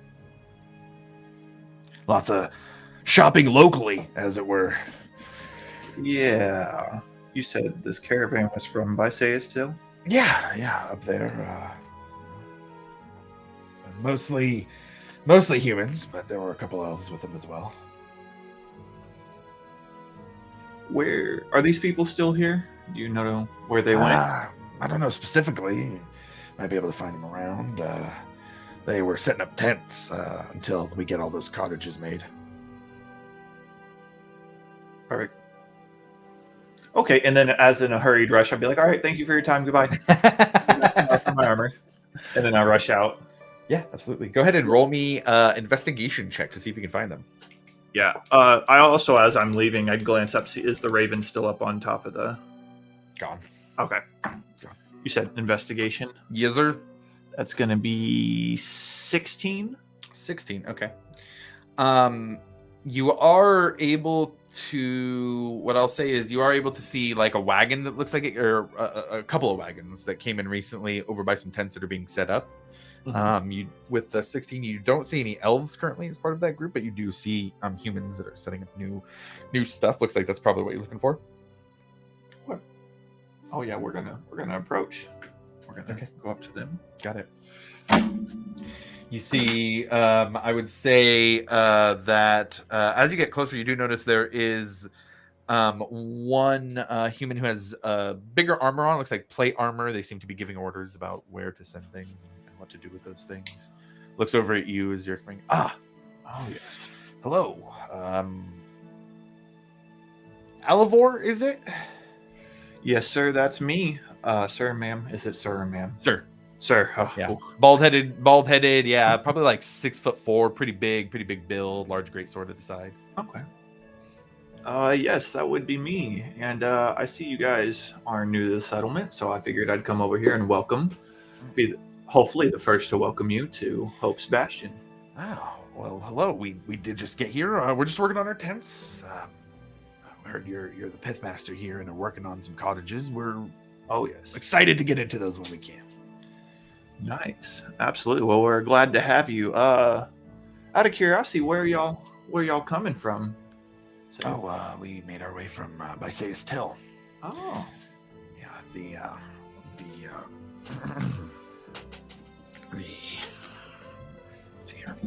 So the coin master there said there was some opportunities they had heard of down here, and that they could give some seed money for opening some stuff down here if we split a cut with them. Oh, what are you guys looking to open? Don't know quite yet. Gonna see what we've got going around here, and I'm more of just the coordinator for all these. These are all the merchants here. and kind of waves, and you see a variety of different people, mostly Zemnian looking overall, but you do see a couple of a little bit more tan skin, darker curly hair from the Menagerie Coast.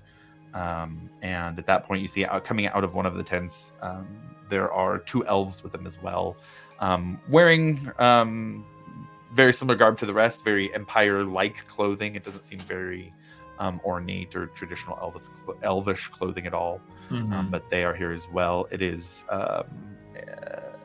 2 male elves. They look pretty similar to each other. Okay. Before I head over to them, I want to ask the guy I was talking to. I didn't catch your name. What is your name again? Grunduk. Grunduk. Grunduk. Well, nice to meet you, Grunduk. You mind if I go ahead and talk to some others just to show face? And You're the pithmaster here. You tell me. amazing. Then I go right for the elves. Yep, totally. They see you coming over. Oh, hello. Hello. My name's Alivor. I'm the pithmaster here. I'm just making my rounds. I saw you guys were new to town, and I wanted to be the first to welcome you guys. I talked to Grunduk, and he said you guys were from Bysaeus Till. That we are, yes. Oh, how interesting. We thought might see if there were any need for some more ranged weaponry. I've heard of the attacks on the area and thought that if we could offer some training and equipment, that it might be worth it here. Oh, perfect. Actually, yes, we are in much need. I will actually, later on, I will put you in contact with one of my group members for the training purposes, as we definitely need that around town. But if you don't mind me asking, I'd how's Bysaeus Till? I haven't been up there in quite some time. They get a kind of a when you first ask, the one who you weren't talking to looks a little bit younger. They get a sour look on their face, and the other one kind of shoots them a couple of daggers. Bysaeus Till is as it has been, safe and secure under the Empire. Mm-hmm. And kind of, you see him kind of looking around at the rest of the group. Okay. So yeah, I was just been up there a time or two, just playing in taverns. I kind of, before I got here, I was a roving bard, What do we seem so on edge about Bysaeus Till? Mainly looking at the one that shot the daggers and was like, I don't know, because they're looking a little funky. His eyes kind of narrow a bit. I'm not sure I know what you mean. Oh, I'm no malintent. I just couldn't help but notice the look you gave him when I asked how things were going. I was just generally inquiring. And he kind of puts on, like, he almost seemed kind of like put on the face again. He goes, "You'll have to excuse us. The trip has taken quite a bit out of us, and news of the dragon attacks has us quite a bit on edge. You know how it is traveling with a group. Oh, yes.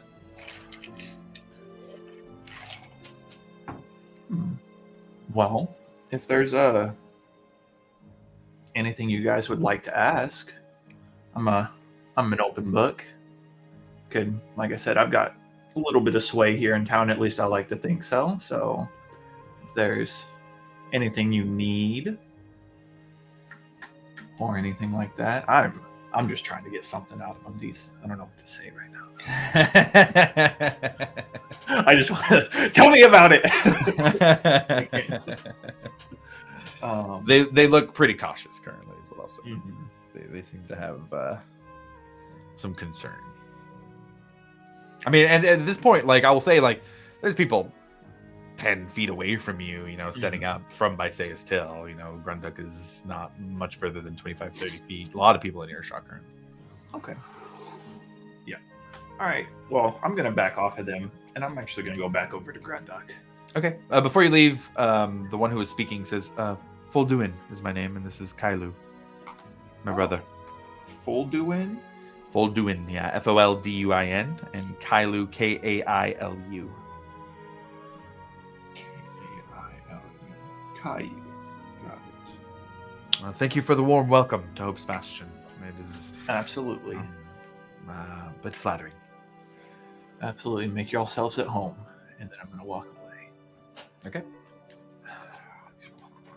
All right.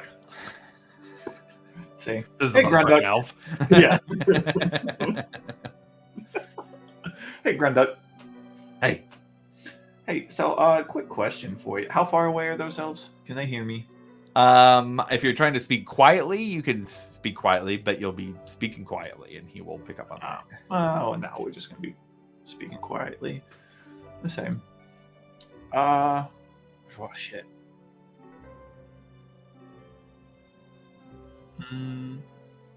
It's like quite the party you got here. Nice little mixture of people. So I was just talking to Folduin and Caillou over there, and they were talking about, setting up shop 2 and whatnot. And just glad that you guys are here. Glad we could have more people. The same. We're glad to be here too. Hope it goes well. If everybody who is part of the leadership of this place greets us and treats us as well and warm as you do, then we should all be feeling like we're at home in no time. Yeah. Not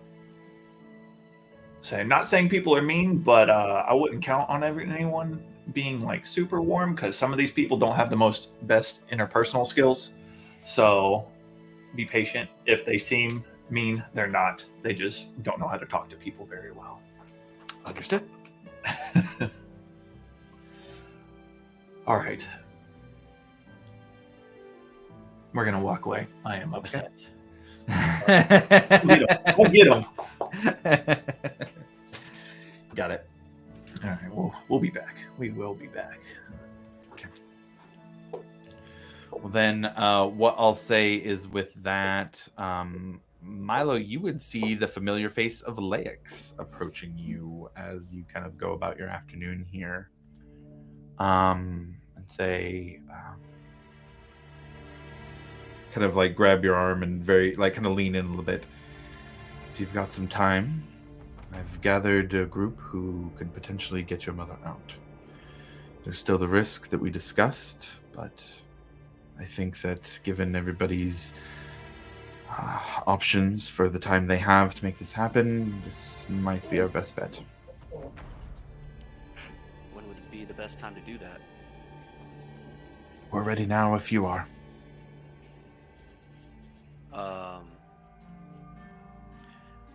Where can I meet you? I'd like to gather everybody first. You set the place. My place. If we have enough room. It's only got 1 point. Yeah, he says, perhaps the top floor of the Friendly Ogre. Still being worked on, but we can at least have the space and privacy we need there. I'd have to ask Breck. I'm sure he wouldn't be too. I'm sure he wouldn't mind, but I think it's probably best if we still ask. Well, then let's. Sorry, go ahead. I can meet you outside the laugh or the friendly ogre if you want to, and then I'm going to run off and go grab him right now. Okay. Yeah, he goes. Yeah, we'll do that then. Thank you, Professor. I'll see you in a couple minutes then. Good luck. And I'm going to do exactly that. Try and round up the team. And and just ask him if anybody wants to go and help out in any capacity that might be able to. Yeah, I don't know if I can help, man, but I'll totally be there. Your healing might come into play, Breck. That could be very useful. I don't know how hard this is gonna. This could be super complicated. I don't know who's gonna be able to help. So if you guys want to be there, who knows what might happen. If not, then that's totally cool, man. Who all knows how it works? Like, who was there when they was explained? I don't remember specifically. I guess my question for Milo is, who would he have explained it to at least? Because I'm pretty sure I told everybody about the crystal since we found that there. Yeah, so everybody knows that Zinni is inside of it, and that there's powerful enchantments on it. As far as the enchantments, like nomenclature, probably not, because I don't think Milo fully understands it himself. Danger is close. Was that at the meeting with Caleb and all of them? I believe it was, yeah. Yeah, So then it would have, right? Yeah, it would have just been me and you then. Yeah, if I haven't already explained it, I would be explaining it as I approach each individual. If I recall correctly, they said if it fails, isn't it just death? Death is on the table, 100%. Yeah. I was just saying, I don't know how much healing we can provide. Hope you got that ring ready. Got the ring. I just hope that I'm not the one that drops. I'll watch. I'll go observe. Okay. All right. So we've got Breck, Rufus, and Vera going. How about Ekmus and Alvar? Are you guys going as well, or are you doing your own thing? I'll join. They're about to go try and break open the crystal, right? Yes, sir. Did he just say death was on the table out loud? Death is a very real possibility, Alivor. Then yes. Copy For that. those partaking. But Yeah, is it I don't safe even to know. watch?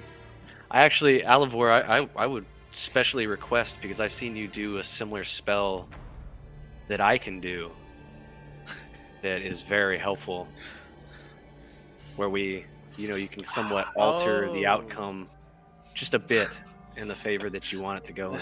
Listen, all right. You said death is on the table, and especially if you partake, man. I'm not trying to Death is not on the die. table for anybody else besides the wizards involved, and I believe myself. Is that right, DM?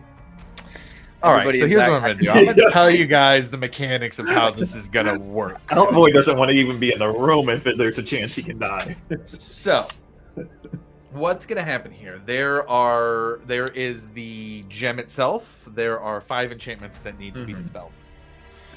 There are going to be wizards of a high enough power level that there will be a guaranteed amount of successes. Just because you got the strong guys, they're going to be helping. So that will be a thing. That is not all of them. That will be half of them. So the gem will be dispelled, and 2 of the 5 death points will be dispelled. The other 3 are going to be done, by other people. There are others who are going to join who are not of a high enough power level that is a guaranteed success, but they can roll for it. Now, anybody who's within 60 feet, it's on the table 4. Oh, Hey, you guys want to join? You guys want to come in? Just come in. Yeah, no. Come watch. I'll watch from the I'll watch from building 70 feet. across the street. Yeah, I'll watch at 70 feet. Got Spinox out. I like Echomosis. I will, though. I am not trying to be in that room. I apologize, but I can give you guys some little inspiration to help you, maybe. You know, that's all I offer for the fact. That's So, I'll send Beelzebub in my physical, so to speak, because I can cast through him. this So is you'll at being least have done that. in a friendly ogre, right? That's where it was. That's where it was talked about. Given the current situation, somewhere like just out in the woods, probably. Yeah, we should go out Yeah, in I'm the woods. starting to think Not in the that woods. maybe the bar isn't the place to do it, man. Yeah, maybe. Definitely not. The maybe friendly this is ogre the just right place. explodes. Pitch that idea. Just in the bar drinking, just 3 people just drop dead. Yeah. Oh, Okay. man. Well then, So here, let's do this. We're about halfway through the session, anyways. Let's give it a 15-minute break. We're at 3 o'clock. We'll come back at 3:15, and we will move on from here. I'll let everybody give everybody a minute to make a decision, on Yeah, it, word. and we will go from there. See you guys about 15. Everybody, the whole TPK. Everybody die.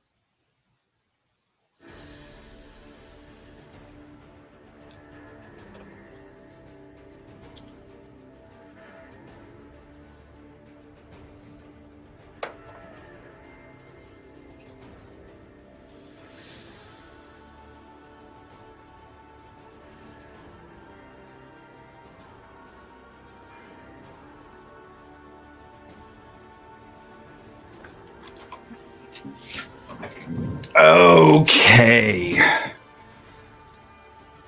So what's the verdict here? Hard pass. Yeah, that's gonna be a no. I'll give Bardic Inspiration, but I am not in on it. Okay. So the there's rest of us, go get a drink or something. Not as that far. Oh no, they're doing it out in the middle of the woods. This man is asking Oh. for help, and we're all like, nope, nope, nope, nope, nope, nope. there's 3 No, locks sorry. I am a bard, Right. sir. I am not a that wizard.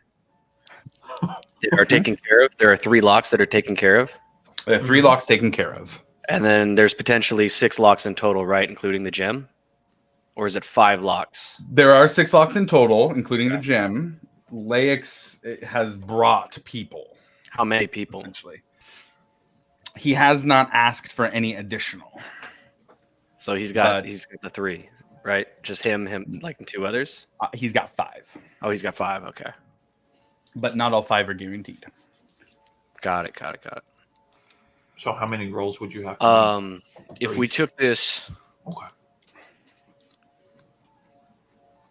I guess I wouldn't know that. How would I have gotten a sense of how powerful the derails were while I was Yes. over there? Mhm. Would that be like a solid bet that they'd probably be more effective at this than the people that Laix had brought with him? After seeing the people that Laix had brought with him? Man, I guess I'll just say that's a pretty good thought. Maybe we should wait a minute to find out who he's brought. Okay, let's do that then.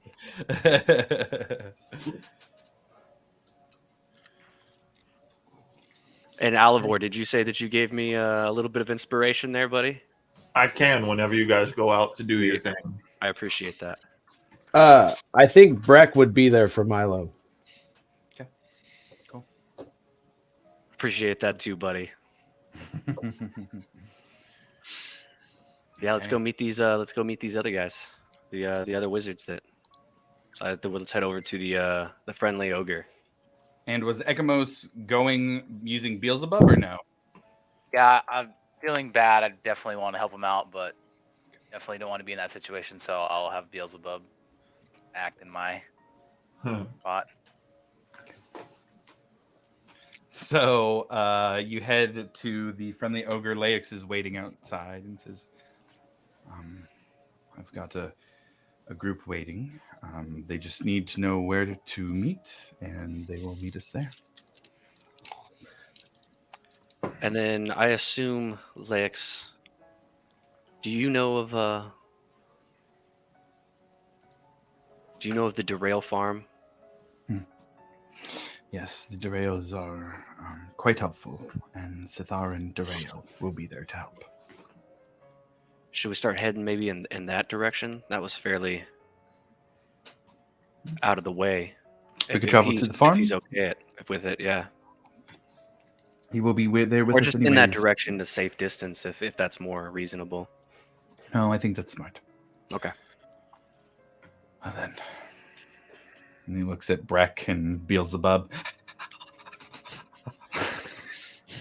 For emotional support. Yeah. He goes, well, if we're traveling to the Silver Sage Farms anyways, then I think I can get us there a bit quicker. And he goes into the friendly ogre. Says, Breck, do you mind if we use the upstairs to make a teleportation circle? No, not at all. Do I need to go with them to give them the inspiration? How long does Bardic Inspiration last? What's the duration? Give me a second. Oh yeah, It's a little while, 10? I think. I was 10 saying minutes. 10 minutes? Okay. minutes. That's up to you. If they're trying to go quick, what I'll say is I'm not going to punish you for not going if you're giving him Bardic Inspiration. If the group is trying to do this very quickly in that 10 minutes, it can be done then. Which is fine. So if you want to... What are you trying to do, Milo? Can't hurt.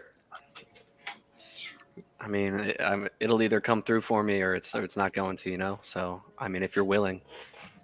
Well, yeah, I'm gonna give it to you, Yeah, let's do it then. But I just want to know if you're gonna be able to do this quick enough before my magic wears off. I can certainly try. Beautiful. Okay.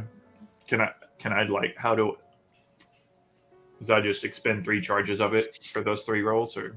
Oh, you can't do 3. I was gonna say, yeah. How many can you stack? Well, I have You just stack. 5 chargers, Okay, hold on. and if there's that's what I was wondering if I needed to go with them because I'd have to give each of the individuals part of I gotcha. inspiration. In that case, to give the individuals who are rolling inspiration, you would need to go with them because they are not here. How fast are you, Alavar? You wanna Oh cast no! spell and book it? You can still, yeah, you can still cast get it out of and be 60 feet outside of pretty the quick. range. Oh yeah, no! Yeah, I'm gonna strum and then fucking book. All right, I guess I'm going Just with him and them. Beelzebub. I guess I'm going with then. It's All nice right. knowing you boys. Okay, so then we have Milo, Alivor, Breck, and Beelzebub. As Silverquill goes up to the top, he takes out a piece of silver chalk that he starts to draw a circle on, and you see him do runes on the outer edge and one large one in the center. And as he glows, probably about 3 seconds after he actually draws the line, there's almost a little bit of a glow that comes off it. And you see as the last bit is connected, and you follow the trail of glowing as it follows where he traced and meets up back at the beginning where there's light. After you. And Walk in. you are in a basement. And after walking up the stairs, Milo, you see the very familiar house now that you spend time at with the Drails, the Silver Sage Farms. And as you walk upstairs, you see, or I would say, while you're in the basement, once you get there, you kind of see Laix's eyes go silver for a minute. You see him casting Sending, and by the time you get upstairs and walk outside the front door, you see a few familiar faces here. You see, after Laix opens the door, you see the familiar face of Professor Caleb Widowguest here. He gives you a nod as you walk out. You see Cytherin Durail. Cytherin. You see Zarm. Oh Zarm shit! is here as well. Zarm's there. Mm-hmm. Zarm makes you My boy. contacts in Uthadern. And you see somebody else you don't recognize. An elven woman, silver hair, wearing kind of very flowy green and silver robes. Oh, hello! I've never met you before. Hello. I'm Milo Hawkins, and I give a deep bow. She gives a bit of a bow back. It is nice to finally meet you, Milo. I've heard many things about you from your mother. My name is Saria.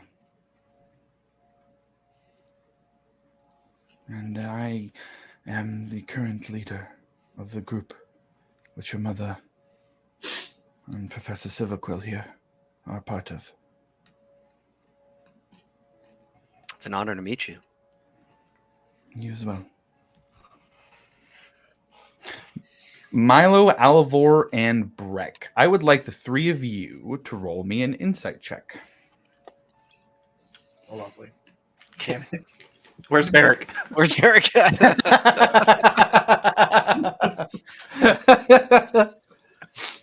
I suck at insight.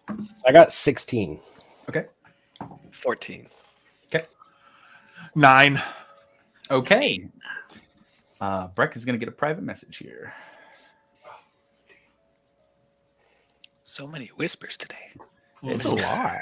There's a lot of whispers. Yeah. Whisper, whisper, whispers. Not the kind that Ekamos hears. Well, those two, though. I'm getting scary whispers. Got the spicy.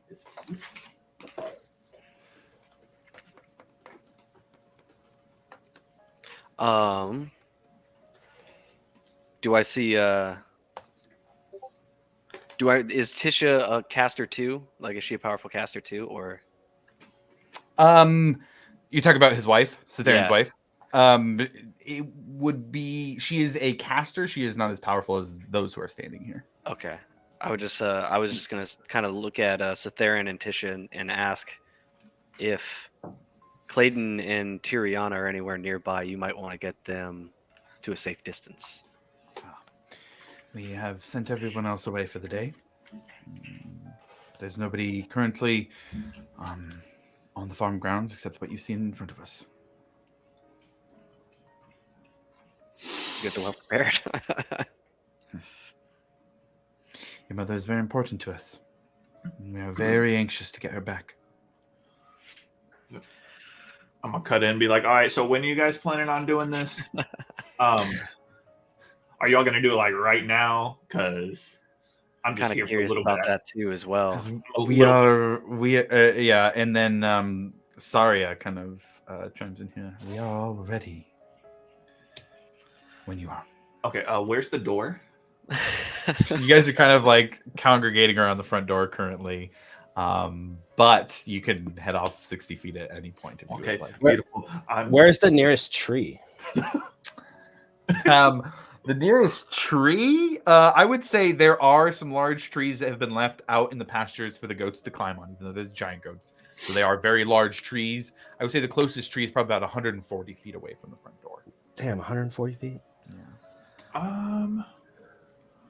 1 second. Do they have like a flower bed near the house or anything? Sure. Yeah. Picking plots or what? Totally. No, I would actually like to pour some water in the flower bed and just kind of get down on like my hands and knees and pray for the safe passage of Mama Hawkins.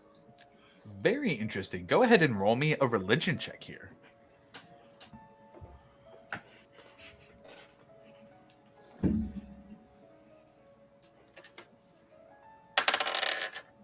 Ooh, 19. 19. Very good. Which is ironically the roll for dispelling too.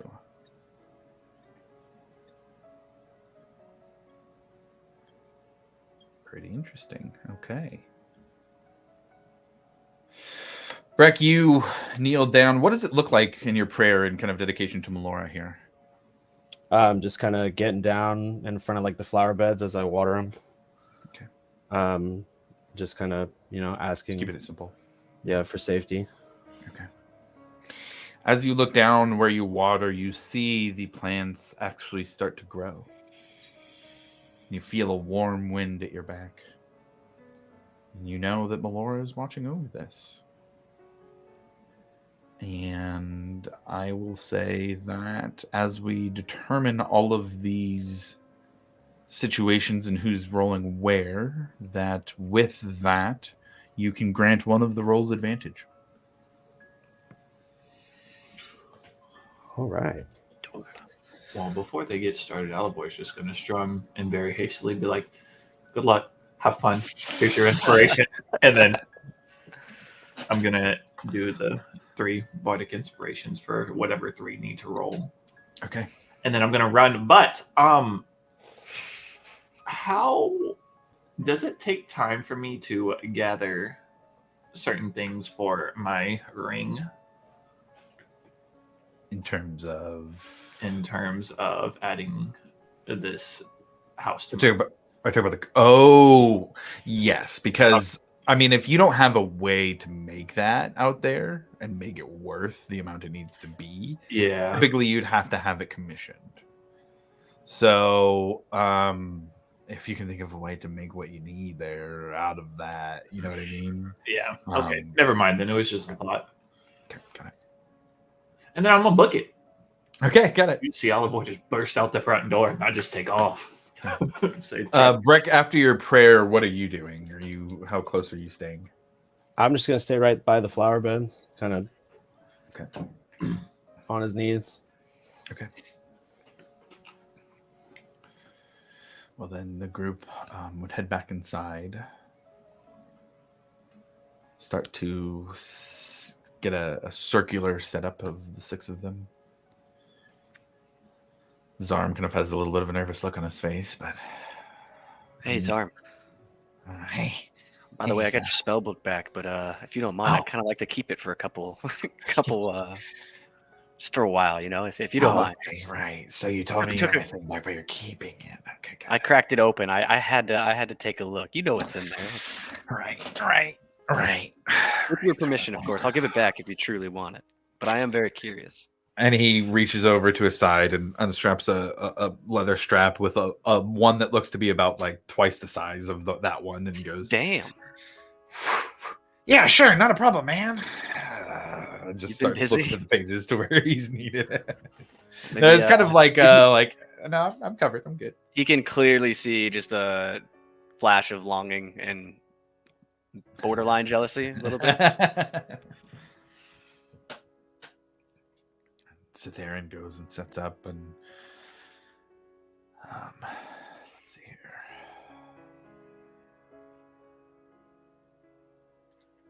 Yeah, and Tisha goes and gives him a long kind of a hug, and just kind of waits there for a moment with him. Grabs his hands, kind of place their foreheads against each other, and she walks out. And you see her walk out. Breck, you see her walk out of the front door, and she comes over by you and sees what you're doing and asks, "Do you mind if I join you?" No, I don't mind at all. Prayers to Melora. Yep. And she looks at the plants that are now a different size than when she was out here just a few minutes ago. A brave action to worship those who are forbidden. Let's hope it offers them guidance. Back in the room, the six of you all now wrapped around here. You see Caleb Widowgast with his spellbook out, starting to trace a few runes in the air. He doesn't look too nervous.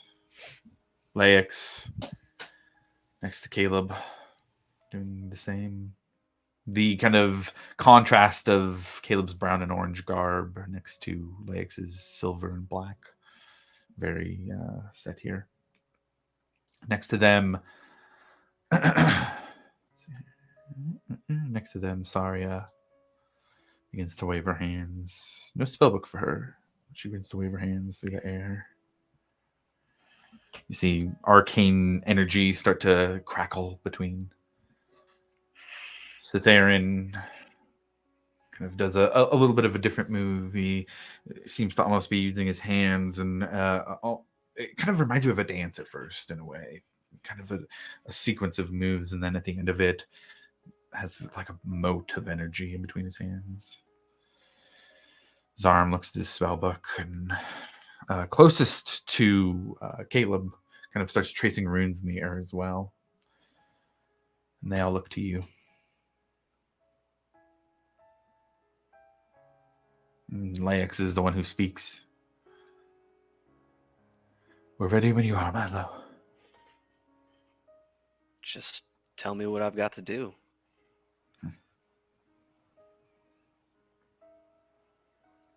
Now, for the sake of this scene,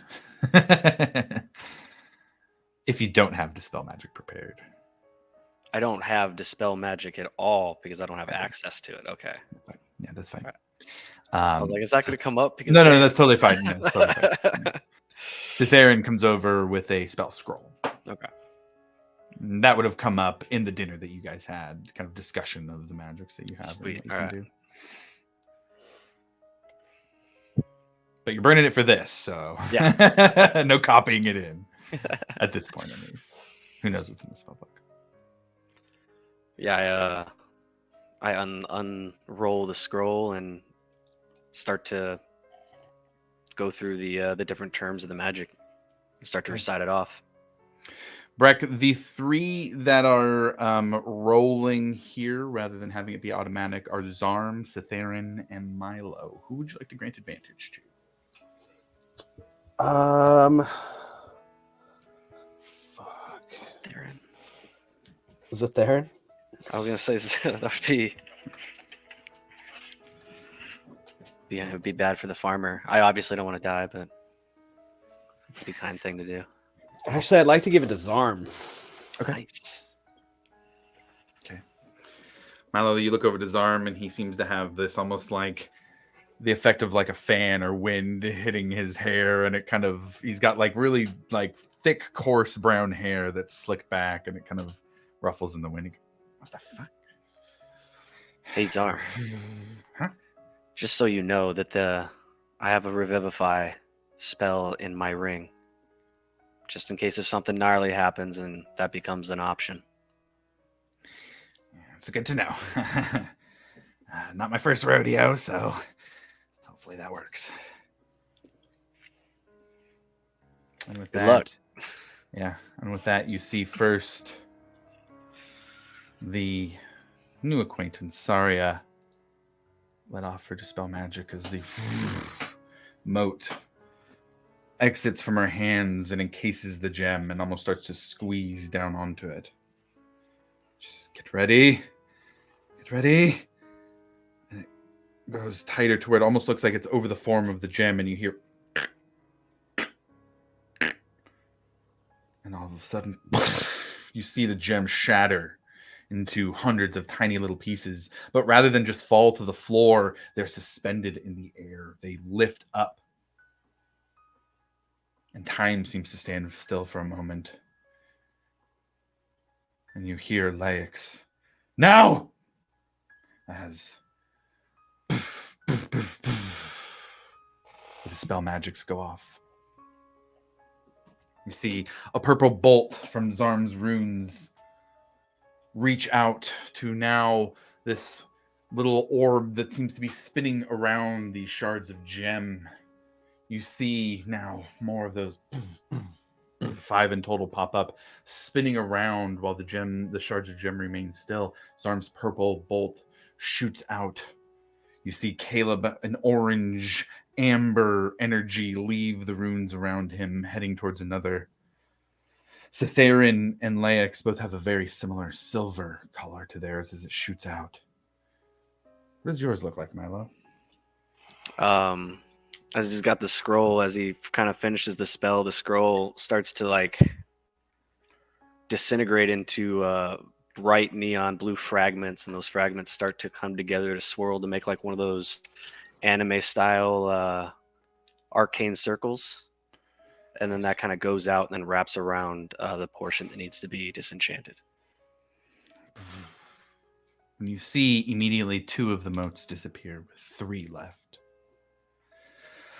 Time for the first roll. How much is Bardic Inspiration? It is a D8. D8. Okay, Cytherin is the first roll here. Oh, we get to see. How are we going to do this here? There we go.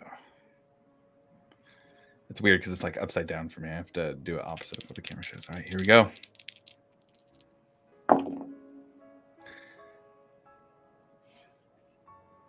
$11 + 4 is 15.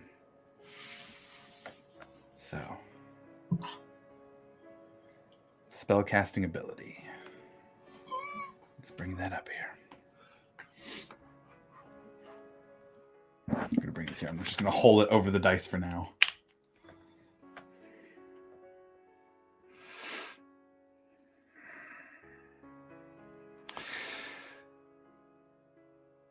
Cytherin has a +3 to intelligence. Unfortunately, that is 18. 19 is the DC.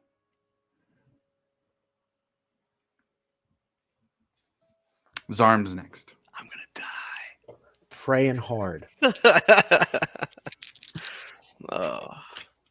And this Go one's an Zarm. advantage. Oh God.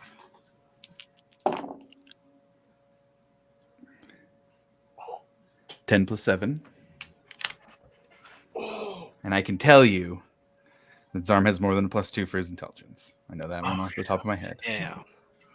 Zarm succeeds thanks to Breck's inspiration. It was a 10 and a 3. And Breck's inspiration, Breck's advantage and the Bardic inspiration. because it was it would have been a 3 without the Ew. extra roll and the bardic inspiration. So that's a good call. Zarm is successful. His energy reaches out, and then purple and black kind of snuffs out the moat. Milo. All right. So it's just a straight intelligence roll. This is a D20 plus your intelligence modifier Okay. and the bardic inspiration. Sweet. I wouldn't be able to convince a Arcana, or it says something specific in the spell, right? No, it does say very specifically add your Yeah. spellcasting modifier. Sweet. All right. Here we go.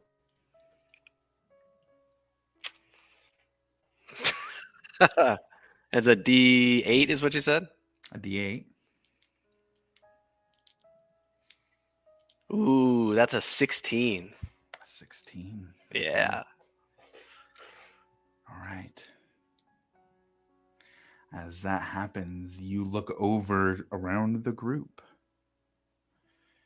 And as the moat that Zarm had snuffed out disappears, he looks to see you struggling, to see the moat continue to exist, to see it competing against your magic, shooting its energy down your bolt of dispelling magic. He puts his hands together, and almost like your arcane circle that you created creates one in between his hands, except there's 2 of them. And he takes his hands and he twists them around, and you watch them crank. And he pushes them over to you. And offers his chronal shift to allow you a reroll. All right.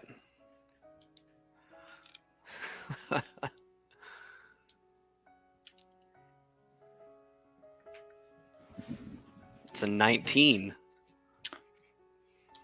A 19 is exactly what you needed.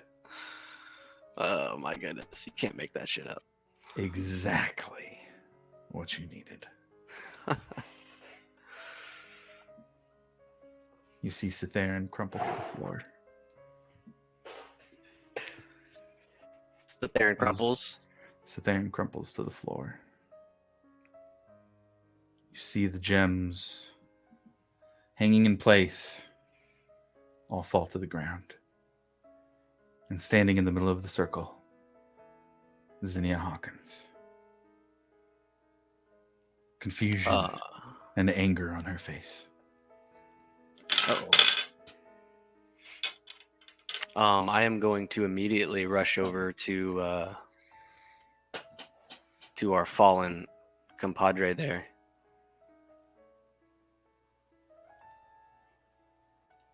Yeah, and I'm going to try and cast Revivify on him. Okay. As you do, the energy stored in the ring, unfamiliar to you. You think back to the very first day you were in Hope's Bastion, hearing about the missing cleric Raisha, knowing that sometime in her last days she cast this spell. A spell now that you use, releasing it on Cytherin. This is not Cytherin's first death. He has been brought back before. So it will be a roll to see if he stays, if the Revivify sticks or not. It's going to be a DC 14. DC 14? It's going to be just straight roll here. Straight roll. I got you covered. Oh, you got it? Okay. Yep. I don't know if you guys can see that because you got these super cool course. dice Is that that a reflect 14? light. It's an 18. It's an 18.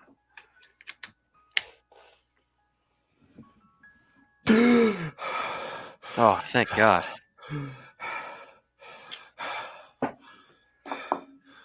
He looks over. All right. It's only been a moment.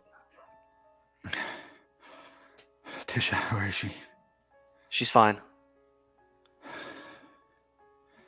And you see Zinnia look to those around the group. And you see her go and quietly share words. First with Saria. And then she walks over to you. Crouching down next to Theron. As I would say, do you stand up or are you going to stay quiet? Yeah, I'm going to stand up to her. Yeah. She gives you a very warm look. Gratitude and love and pride and fear. A lot of fear. But she smiles and reaches her hand up, puts it on your face. Thank you, my son. Your power is a marvel.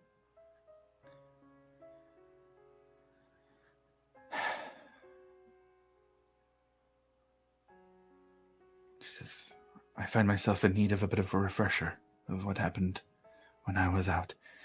Do you mind? Not at all. It's nice to have you back, Mother. She casts Detect Thoughts on you. Okay. Can I also tell where that fear is kind of directed? Go ahead and roll an insight check.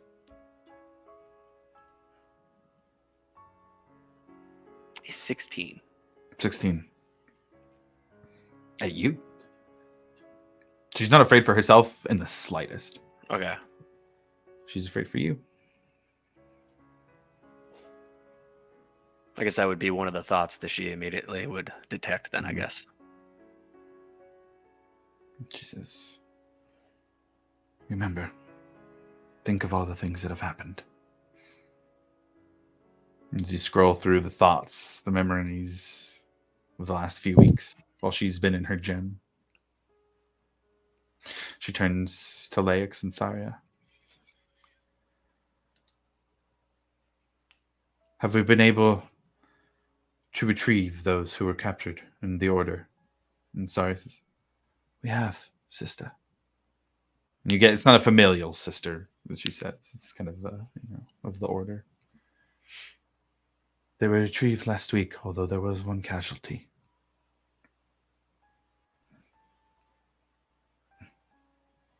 Well then, if you'll excuse me for a moment.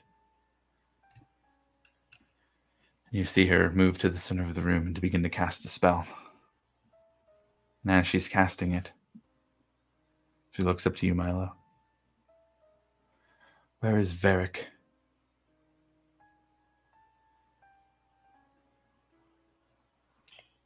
Why? She doesn't respond. Can I insight check? Sure. Can I read her?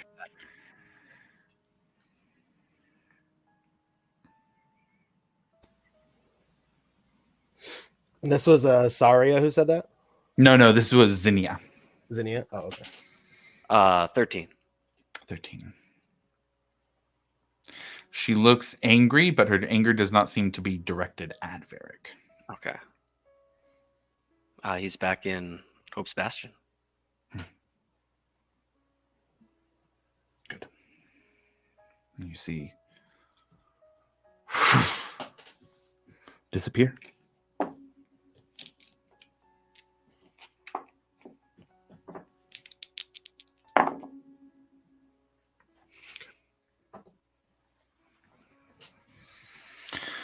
Varric, about not very long has passed, really. 30 minutes or so. Walking around in the settlement, I guess I would ask, what would you be doing in this 30 minutes after they had headed off to the Silver Sage Farms? Well, I needed to go shopping. So just at the mercantile, probably. Yeah, probably. Got it. Just kind of in there talking with Michonne. I don't know, man. I don't know if we've got everything you need. That's a big list, man. You're just kind of having a discussion with him in one of the Pumont simulacrums. You hear behind you.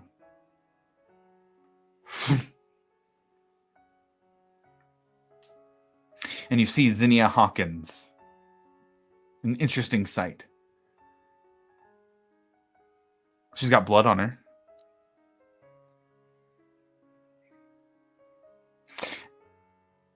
And there's another person there as well. She has Ophelia Mardoon by the throat.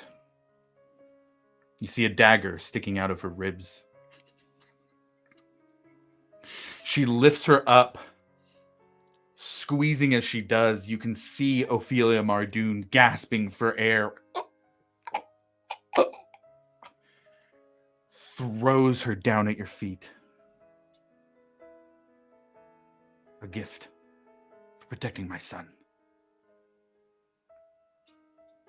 You see her begin to cast a spell.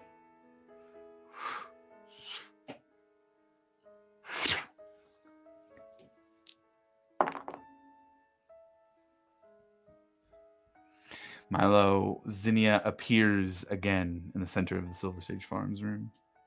A bit of blood on her at this point. But what happened? Where'd the blood come from?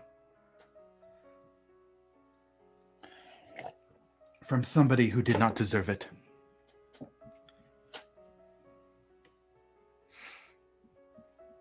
I mean, you didn't, like,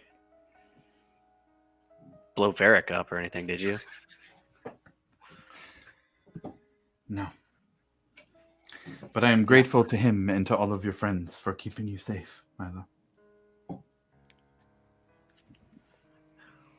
They have done a very, very good job of that. I have been in trouble multiple times.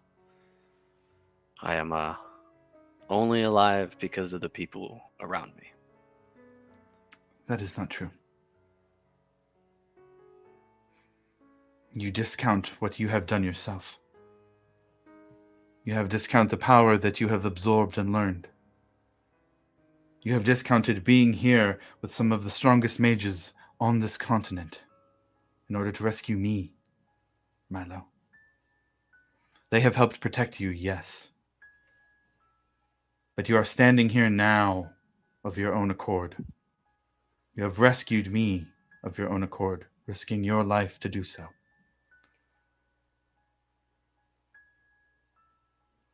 I've been trying to keep you safe, to keep you quiet, to keep you hidden for so long.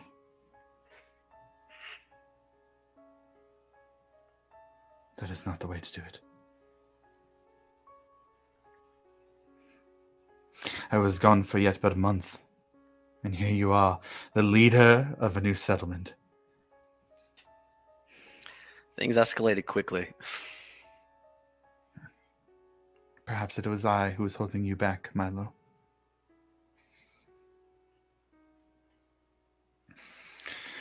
But, nonetheless, I think there is much to do. Saria. And she looks to Zinnia. We still have plans in place, Zinnia. That has not changed. And she looks to you, Milo. I'm sorry, my son. But I must leave. Where will you go? I'll be in Uthadern for now.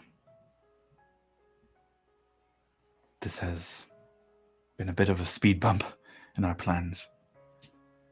And as great as it is to have a reunion, we've got much to do.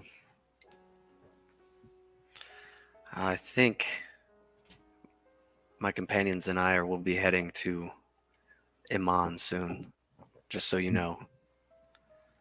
I'm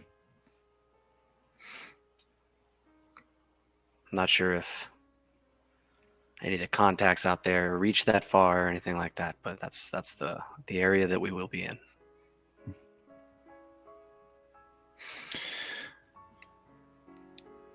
I'll send word. If you need help, reach out and let us know. We don't have anybody in Iman, but we do have those in Tal'Dorei.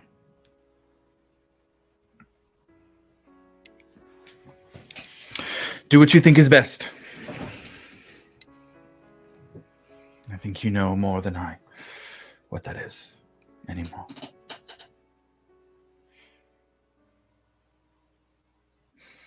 She looks around at the group. There are some new faces here who I do not recognize. Thank you for what you have done today. Thank you for releasing me and rescuing me from my prison.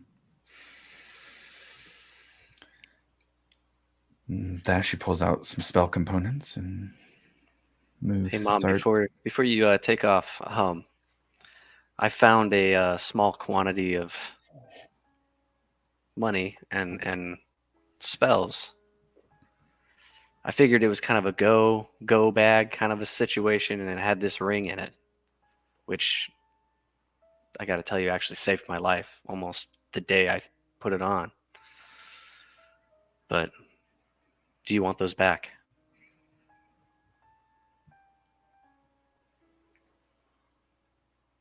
I feel somewhat torn about giving the gold away, but it is Do you yours. mean giving the gold to her? Yeah, just in general. All right, go ahead and roll me a persuasion check here.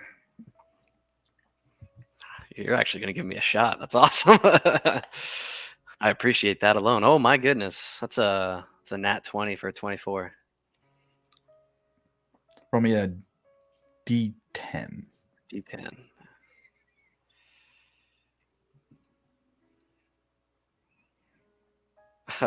It's a 1. She leaves you 100 platinum. I will take it. It says, "Oh, my son. Unfortunately, the plans we have put in place involve a large sum. And, well, I appreciate that it might go to use with you as well. Here." And pulls out that amount and hands it to you. He's like back in the day when your mom gave you the money to go get that new video game. Definitely. And then she says, Ophelia Mardoon is in the Mercantile, currently in Hope's Bastion. I would recommend returning as soon as possible to help your friends with that. Oh, shit. Breck, did you hear that? I like stick my head in the window. What? Ophelia is back in Hope's Bastion. We gotta We grab better make an Alvor Alvor. and go. She ran like 200 feet off that way. And Zarm says, wait, no, there's no circle there. And Zarm doesn't have the full. Caleb says, I can get you back there quickly if you need. I need to be heading off back to the academy anyways.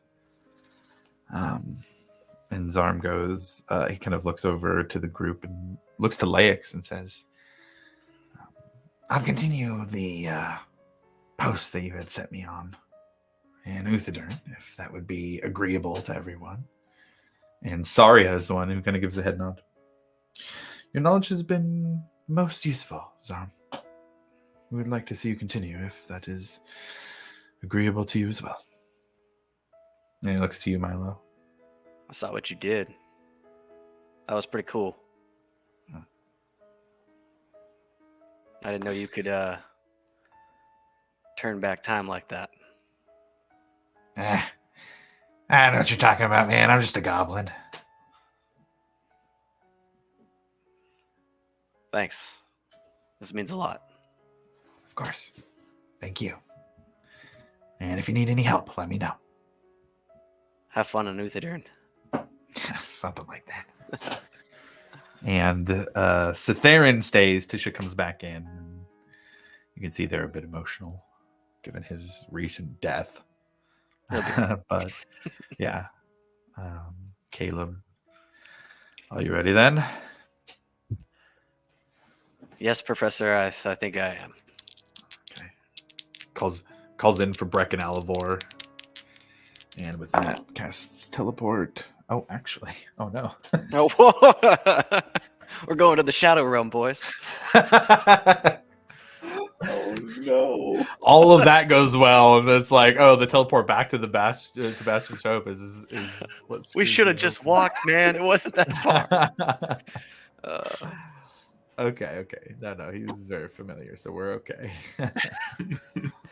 It's actually perfect because it was a 25, which on a teleport a teleport to somewhere you have only seen casually would be trouble. There'd be a mishap involved, but because he's very familiar, that beats it by 1. So with that, Varric, you hear as you see Milo, Alvor, and Breck pop back in here to the settlement. I would ask you, Varric, though, because there would have been at least a couple minutes in between after Zinnia had dropped off Ophelia Mardoon. What would you do? Was she alive? She's alive. Yeah. Oh, absolutely. Yeah. She looks fucked up. Like, like she has at least 2 broken bones on her left arm. She has a dagger in her ribs. She's bleeding out of the mouth. Like, not like she, like, you can see there's a couple lost teeth, but also like is like coughing up blood. She is fucked up. I feel like at least for a minute, Sean and I are kind of just standing there looking. It's like, yo, what the hell is that? And I'm just casually just like, do you have any rope back there? Or Yeah, man. I would stabilize her too. Okay, got it. But yeah. She's just kind of like coughing up blood. Yeah, easy enough. Michonne goes and gets some rope and ties up, or rather, you all tie up Ophelia together.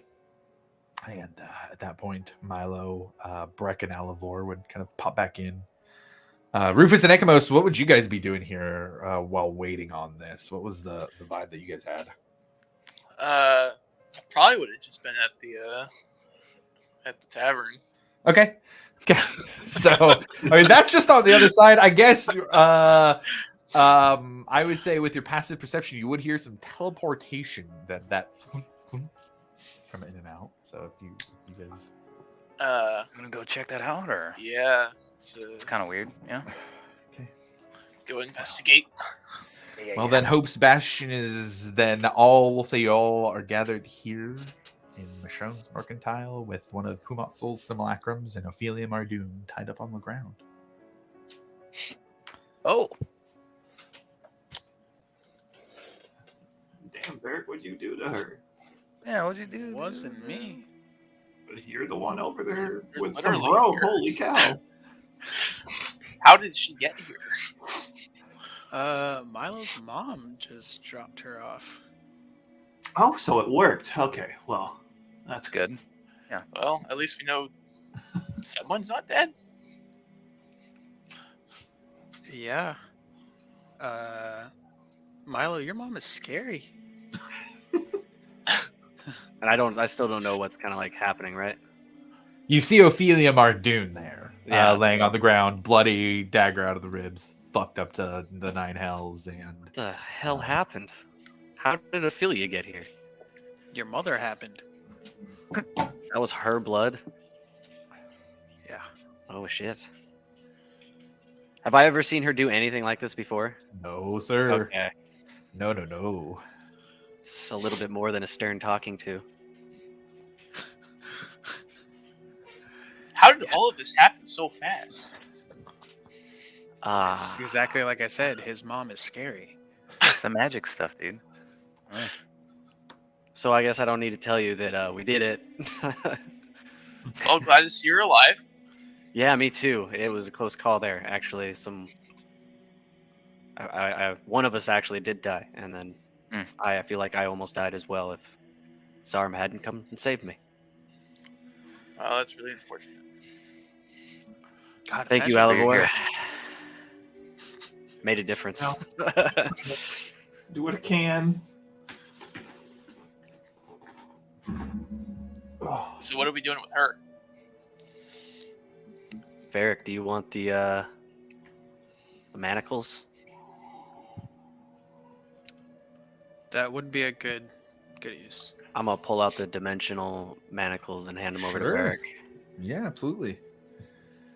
With a click, you can put those on Ophelia Mardoon and stop her from any kind of teleportation magic or shenanigans she might do that way. I really need a jail. I'm getting one, okay? We just have to get the tower built, and we'll have some cells. It is on the list. I mean, we can use the well, just suspend her in it a little bit. Jesus. I also have a spell that actually might help. As long as I can get the papers from Arshan, I can use Arcane Lock on something. That might help. And what does that do? It locks things magically. It's Self-explanatory, I guess.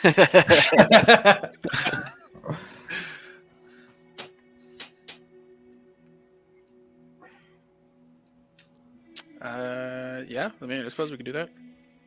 We could. we still have to have the location though, right? So Just use my place, I guess. And I can just stay here at the tavern. Or we could just use a room at the tavern. I mean, the Either way. upstairs exists. Are there rooms yet? There's walls. If you wanted to get a hold of a carpenter and be like, hey, can you put a door on these and get the door frame on and get that going, it could be done by the end of the day. Okay. For a room, yeah. I should also mention it's going to take me a while to learn the spell. Like it probably tomorrow. I could do it over the night and study it up a little bit, but it'll take me a little bit. Yeah. That's fine. I mean, she's probably passed out right now. Yeah, she's kind of like, she comes to every little bit, but it's just kind of a very very fleeting consciousness.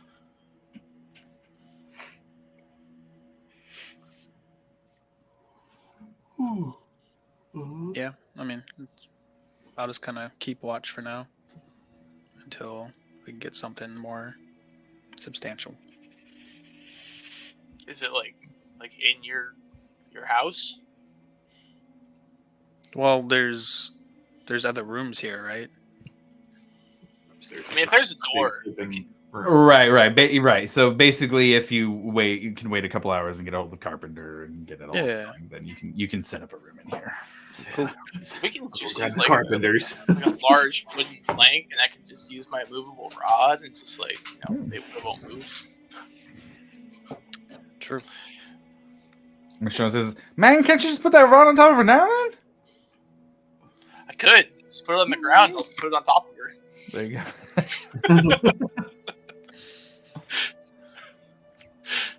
It's All right, man. barbaric, but it's possible. All right, cool. Can you do it like 25 feet fucking that way, where you're not in the middle of my shop with her?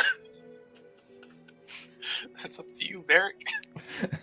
Yeah, that works for me. Hey, cool. You're the law master. I'm just a coin master, man. You make those decisions, not me. Is that what we're doing? Yeah, that works for now until we get something. All right. Yeah. Hey, Grab clear Michonne. down the bronze. Yeah, man. What's going on? can I go in and can we maybe settle up some more of those papers? Yeah, man. I What got a I'm lot. gonna need. Puma brought me all the paper I need, man. I have paper You for guys like also a have- year. Gold dust. I'm gonna need Nah, maybe man. about 25 gold. For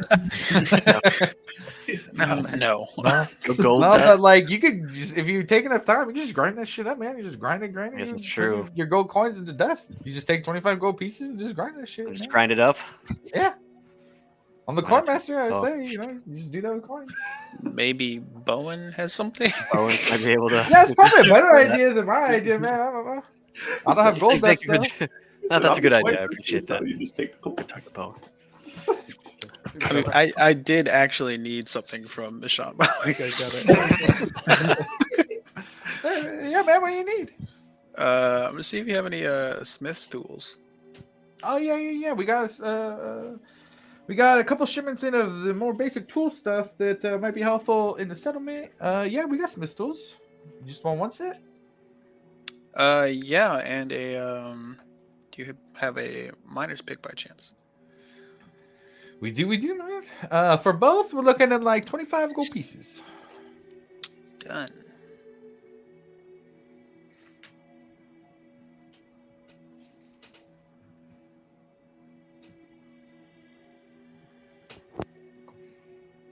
Well, if nobody needs anything else, you go to Bowen. No, if you just take the 25 gold pieces, you just grind it up. You just do that, and you just take that and just makes dust out of it. He goes, guy, all right, I got something for you. And basically, what it is kind of he's got kind of like it's a crank turn where it kind of screws down into it, so you like poke a hole in it, and as it's going, it makes dust. So it's a little bit of a process, but yeah, you can spend about 45 minutes to make the gold dust you need. And then a couple of hours later, the carpenters will finish a room in the Friendly Ogre if you'd like to use that to inter Ophelia Mardoon.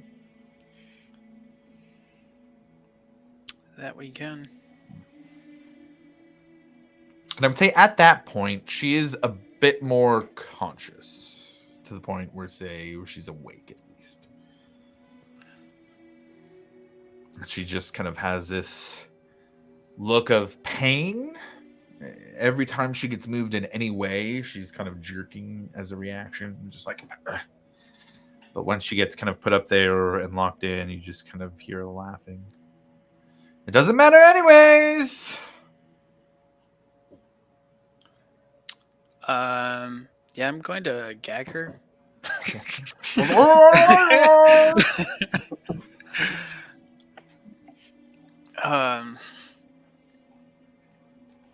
Yeah, out of earshot of her, I guess I would have discussed with everyone is there anything we actually need to know from her right now?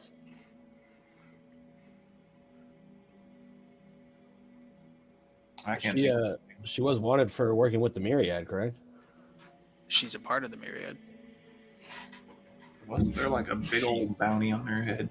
She's high up there, isn't she? Yeah, she's a crime leader in the Myriad.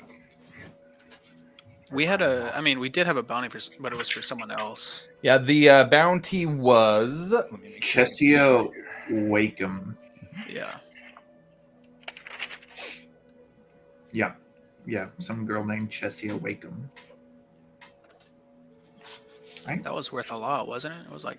Yeah, it was 5,000 gold 5,000? pieces alive, 2,000 dead. It's all the way back from session 8. Yeah. Return to Starosta Zula Sowers. And Yep. Erosa? I didn't know right what, but yes, Chessia she is the Starosta of Erosa. You guys would know that. I feel like this is going to be hard to. I assume we're going to want to keep this. Do you want to keep this secret? Is this a? Well, I mean, if she's so high up in the Myriad, I feel like we should give a good old interrogation session. Oh yes, hand her over to anybody. That was my initial question: was what do we need to know? Yeah, anything we can get out of her.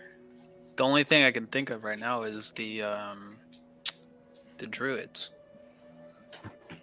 and what's going on with the Red Wolves and all that. That's a good place to start for sure. Oh yeah.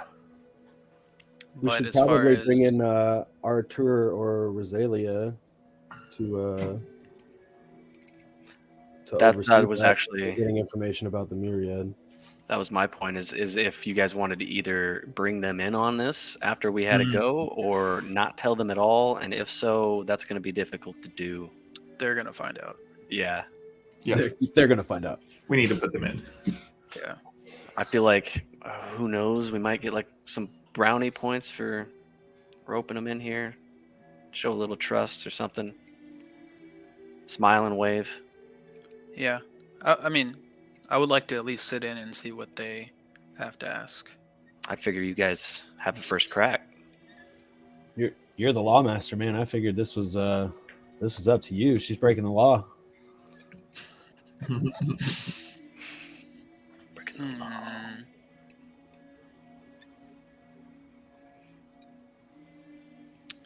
Yeah, I suppose. Let me just make sure. Well, I'll just ask you, Josh. That was what I said was correct, right? She's the one that supposedly had a deal with Mhm. the Red Wolves and this Mhm. druid group. Yeah, specifically, I believe it was Rodney who had told you guys that there's some people in the Myriad who think she got in over her head working with them. Mhm. But you're spot on. Yeah. Cool. Yeah, I suppose we go find out some information before we bring them in. Okay. So you guys are going to retrieve the Ogden Trust, new residents of the city. After we speak to her a little bit. Oh, okay. Okay, got it. Yeah. Yes. Okay. All right. So Bastion's watch heads into this makeshift interrogation room. I'm gonna stand outside and guard the door. Okay. Yeah, I'm gonna be outside at the door as well. Okay, good. Should I go get Lumini? Or do you think she would be I have the sending stone. No. Okay. Well, and I am going to walk outside the door as well. Plausible deniability. I would bring her in. Do you want to? Yeah, I mean, she's the Watchmaster, you know? I trust her. Is there a reason why you wouldn't want to, Alivor? Yeah. I'm just saying, if we need to resort to not so favorable methods in order to get information, it might not be the best to have someone who is going to want to abide by the rules, if you catch what I'm saying. Says the Pith Master to the Law Master. Listen. Yeah, I was about to say. The Law Master, Mr. May I remind him of a specific goblin. You're talking about events that occurred prior to me being the Lawmaster. Oh, so I'm just supposed to believe that you just changed on a whim, huh? It's a fancy new title, and now he's all whatever. Fine, and I just go sit and pout in the corner. I mean, there's actually proof that I have, because if I didn't kill Zarm, Milo wouldn't be here. Chris, but yeah. Chris, yeah. Chris was the brother. Zarm's brother. Chris is dead. No, Dude. remember I agreed You to killed- let him go. yeah. Oh, I see. Oh, Oh, that's right, if you yeah. had, I got Sorry, you. Okay. you I didn't thought you agree said to let it him because go. I killed. I got It you. was our vote. He said you wanted to hand him over. Yeah. So I put it up to a vote. What was his idea? Yeah. I said, yeah, let's let our Starosta decide. In your Point opinion, proven. Derek, would Lumini? Do you think Lumini would frown on maybe some of the things that you guys might do? And if that's so, maybe he has a point, but it's up to you and your guys' methods and your perception of Lumini. I don't know. I think she knows how I operate. This is Milo to Lumini. We're over here at I'm calling the cops if anyone lays hands on a prisoner. An unarmed prisoner, then. yeah, just say we have a prisoner over here, and we request your presence at location. Okay. About 6-7 minutes pass by, or I guess you would respond back. Be there as soon as they can, and then 6 She's or 7 coming. minutes pass by, and she shows up, sees you outside, kind of gets into the upstairs area, sees both of you outside, and says, it's fortunate for me you called anyways. I was about to share the news. It seems that the mushrooms that you all have found have made their way here. They're starting to skirt the outside of the settlement.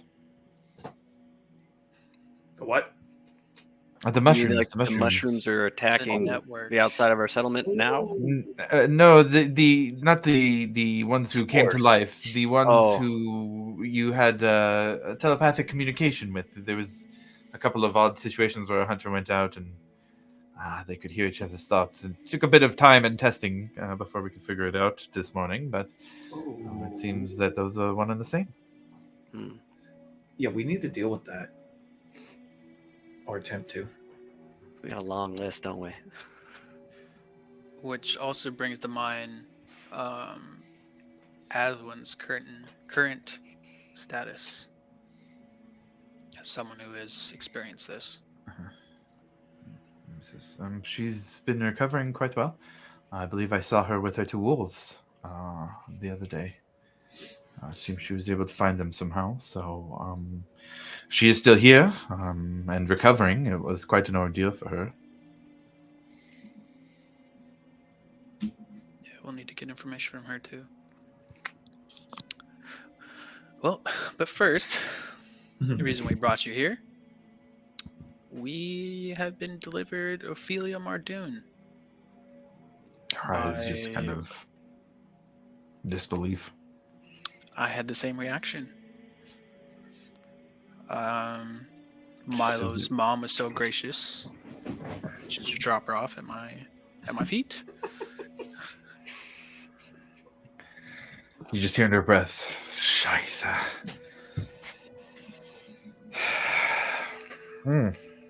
Well, what is the intent with this, Ophelia Mardoon? Well, as you know, we have the Ogden Trust in the settlement now. Okay.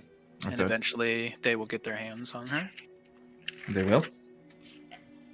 So, we can either try to get some information for ourselves before that happens, or we could bring them in. And what is your decision on this, Lawmaster? What do you think is the best course of action? Well, I know the Ogden Trust and how they operate. I know they're not going to be totally forthcoming with us. So I suggest we get a little information before we hand her over. Sounds like a wise decision. The Ogden Trust is certainly, if nothing else, those who serve their own ambitions. Perhaps we should take care of our own first. My thoughts exactly. I guess the only question is, are you opposed to any methods in order to get such information? Her eyebrow kind of raises here. I would say for this, go ahead and roll a persuasion check. And like at that, Milo's gonna be like, "And that's my cue. Leave something up to the other guys." And I'm gonna go walk outside with everybody else.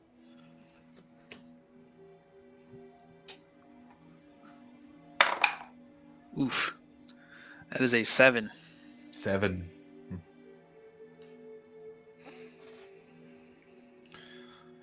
I yield my judgment to you, Varric, but I would advise caution that the actions we are taking build the foundation for this place and what it means and what it is.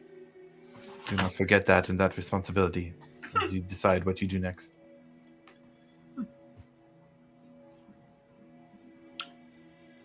Alvoy just has the look of, I kind of told you so.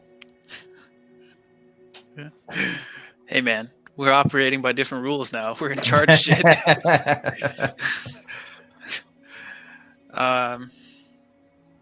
All right. Well, and I would say, even with just passive insight, she doesn't seem like. I would say overall, the face is like kind of like, yeah, do what you're gonna do, but like, she's been in her position long enough and seen enough things that there's an understanding, if not approval, if that makes sense.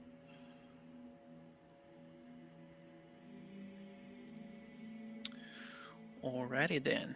But as you step in, she says, if there are to be more aggressive methods, then it might be perhaps best if I'm not here. I'd like to offer honesty in my assessment and reports, and if I'm part of this, I don't know that I can. If you are not using aggressive methods, then I'd be happy to participate.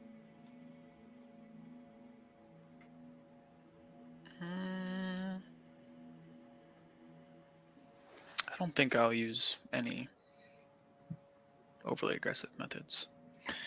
Well then, let's see what she has for us. Who's all coming in? Oh, me. I'm 100%. I was gonna say I'm gonna need you there for that persuasion. Well, I got a little trick up my sleeve that if we need it, see if I can pull something off right quick. But Okay. We got Rufus and Breck guarding the door. Milo didn't want to be in there. Alivor's going in. What about Ekamos? I'll go inside as well. Yeah. Okay, cool. I'm gonna take just a real quick 30-second bathroom break so that I Yeah, same. have to go. Yeah. This is about to get juicy.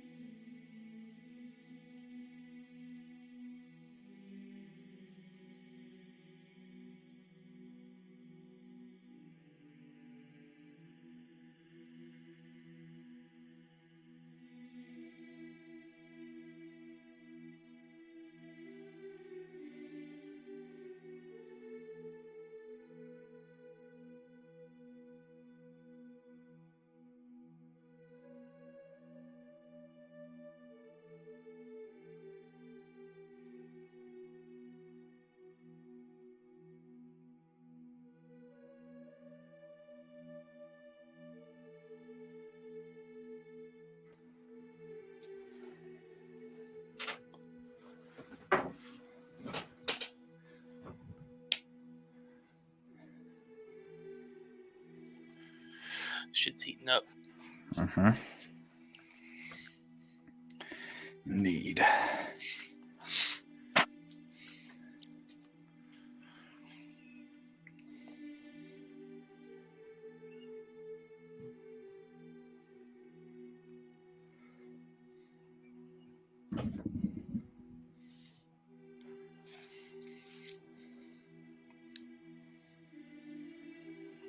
Let's get a little bit different vibes here for the actual interrogation itself.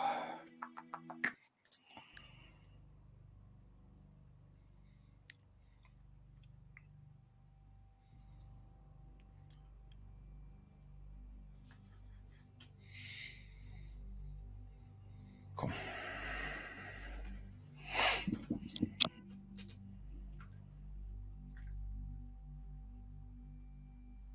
I'm back to just camera's off. Got it. Right.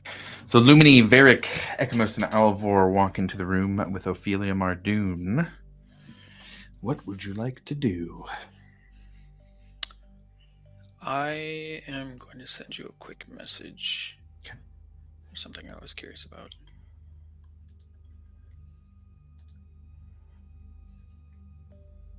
As you all walk into the room, she tries to spit blood in your direction.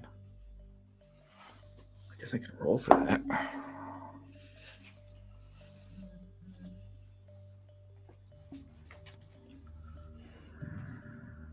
Go ahead and roll a history check and let me know what it is.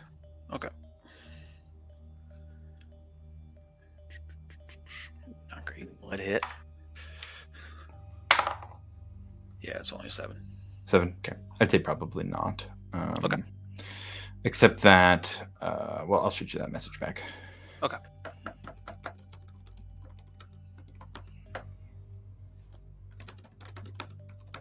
More whispers, huh? Okay. Okay, serial killer. Hey, I've talked to Oh, the you gods went to and I'm church. cleansed. Yeah, I went to church. All right, I am saved. I'm saved. He said his Hail Marys. He's okay now. Oh man. I am delivered. Okay. It's like a, oh brother, we're out though. I've been saved.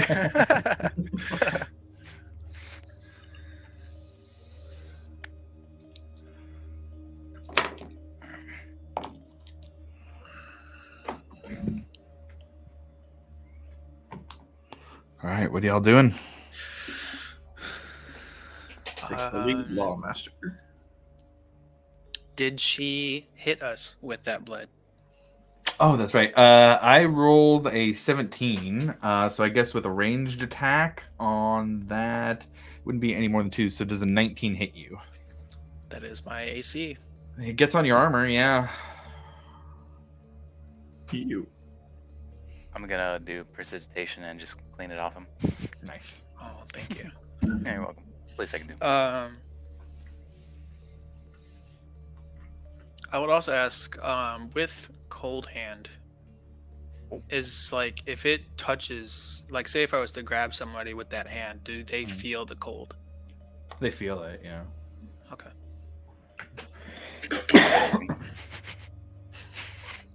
Getting the tools out for. I mean, Wait a minute.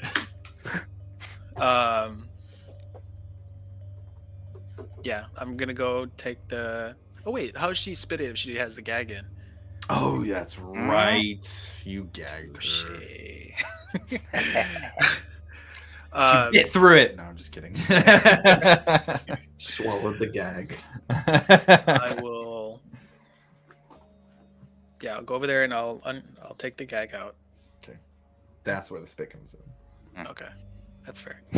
God,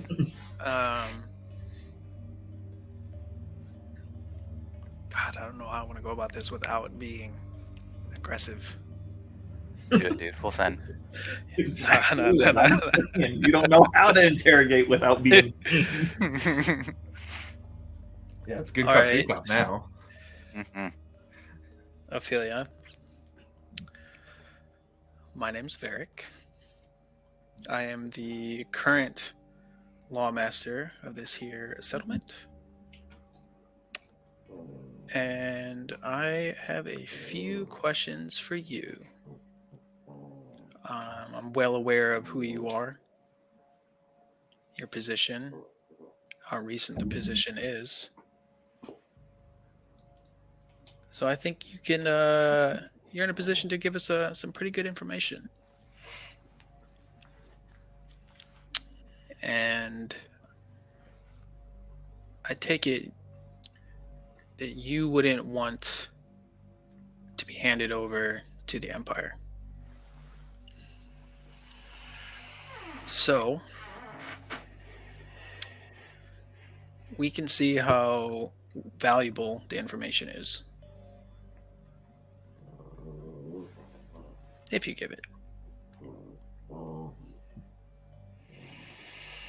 You can weave your words and you can tell your tales, can't you?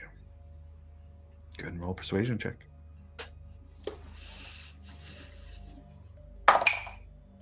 Dirty 20.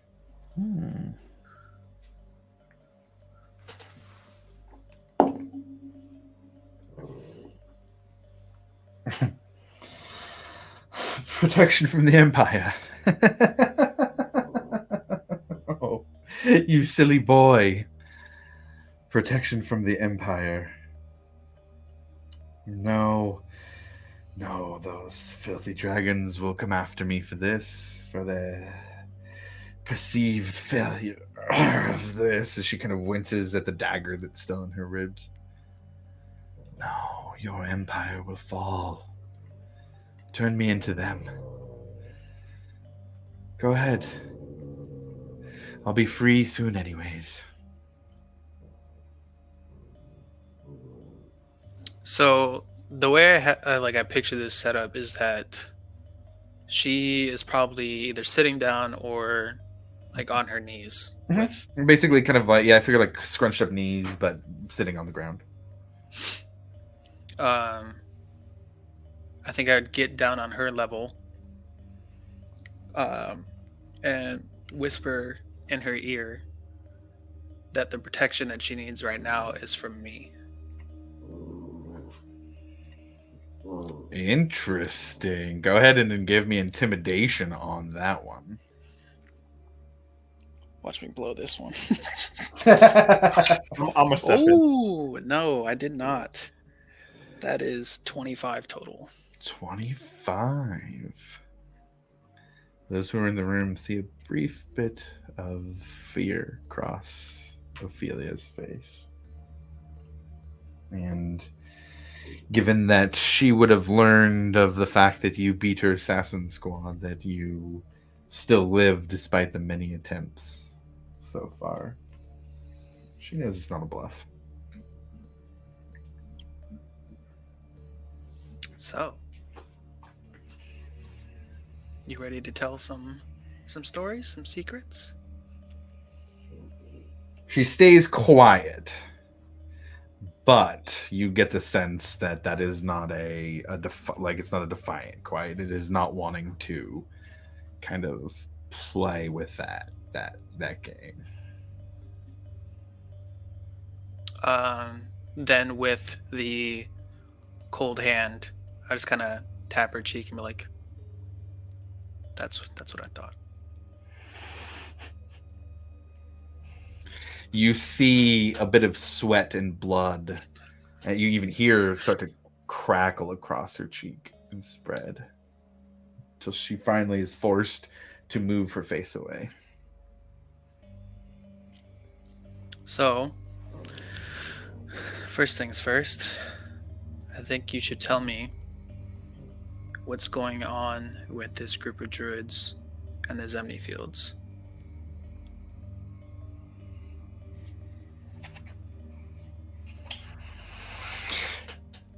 I don't want to say she goes catatonic, but she almost has a very flat voice, looking straight forward, not almost as if she's trying not to speak to you, just to speak the words and have them just be there. She doesn't want to seem like she's given in.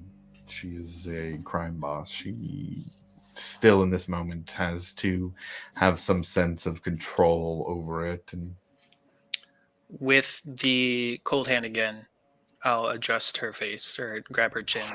Okay. And make sure she's looking at me when she says it. Okay. She does. They are servants of a betrayer god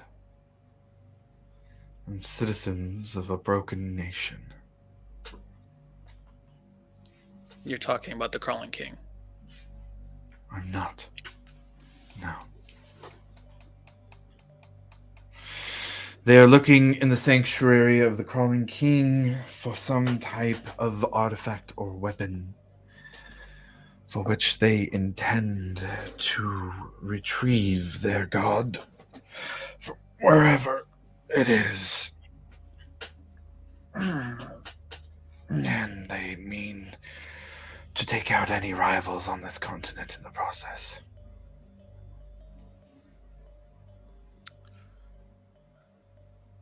What do they call themselves?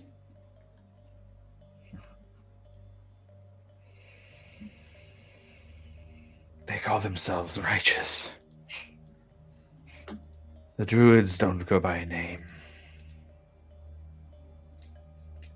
but they come from a land that does.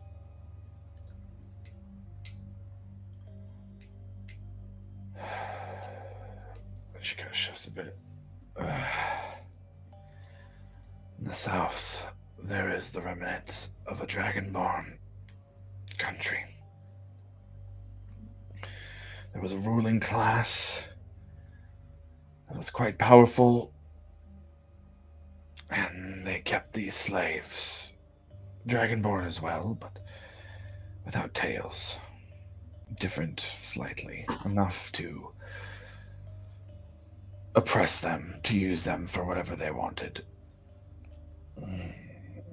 A few decades ago, the Chroma Conclave came through and wiped out most of those Dragonborn, and what's left has gathered themselves together into some makeshift country with those who are vying for power across it. One of those groups has been more successful than the others, and this arm of druids that we see is an extension of that.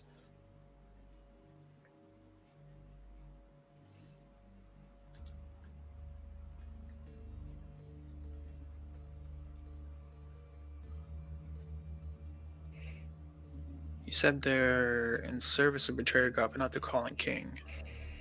Who is it?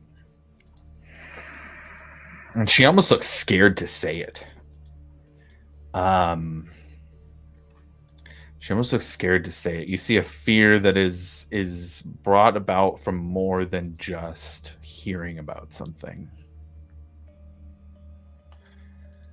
The Scaled Tyrant. Tiamat.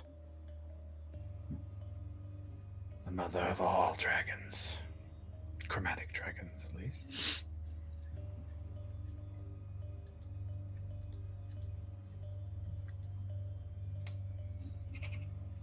And how did you get mixed up in this?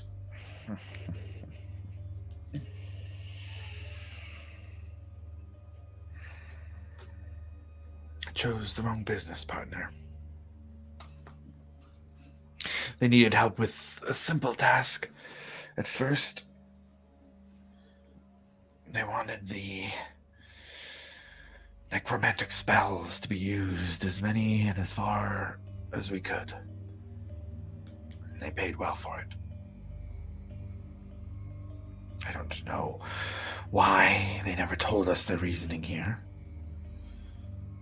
I only heard that there was a plan to wipe the Zemini Fields off the map and cripple the Empire. Something about a ritual that needed to be completed to weaken those who did not have the will to withstand her fire.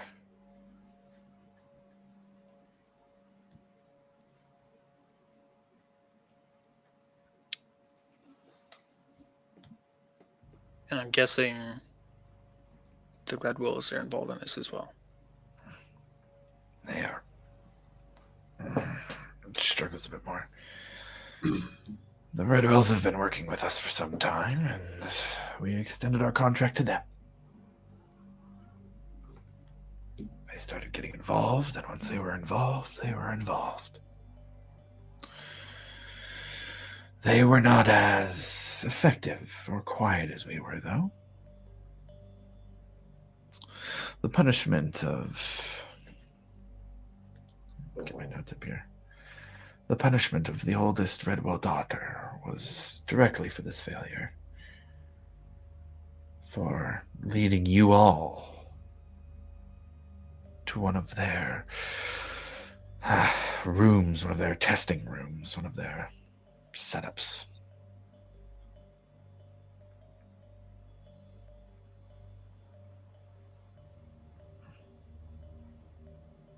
If you can guarantee my safety, if you can guarantee... She just kind of thinks. She's just kind of...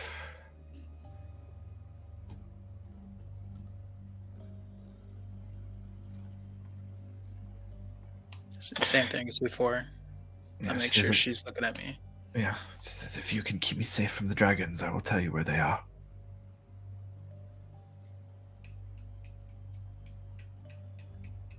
No, we're talking about the Dragonborns that you Yeah, mentioned. yeah. Okay. She said dragons, dragonborn.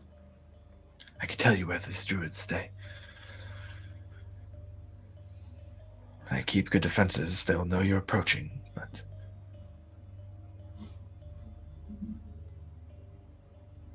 As intimidated as I am here, I'd rather not feel the fire of a betrayer god. Then why get involved at all? I mean, it's in their name, isn't it? Simple contracts often snowball out of our control. They were very generous with their coin. We were happy to take it.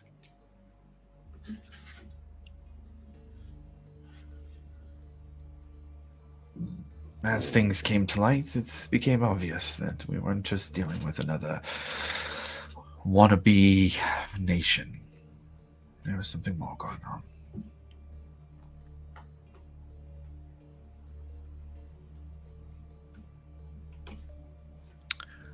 I think at this present time that you aren't in the position to make that deal. Honestly, I think it's the inverse. I think I pull out a map, you tell me where they are, and we do our best to protect you.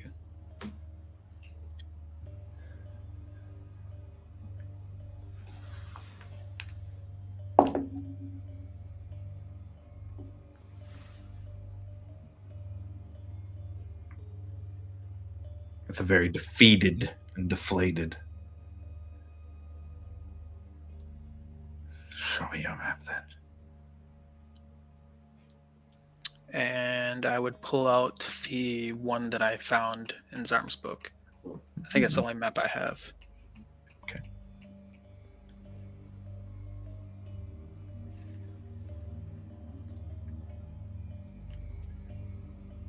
She takes. Well, she doesn't take a hand out. She has a manacle though, so she can still move them forward.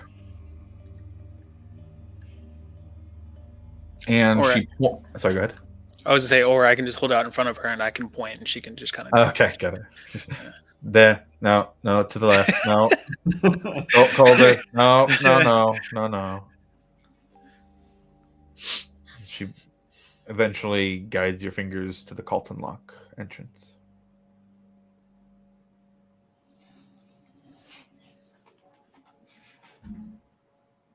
You said Colton Lock? Calton Lock. Colton. Below Icehaven.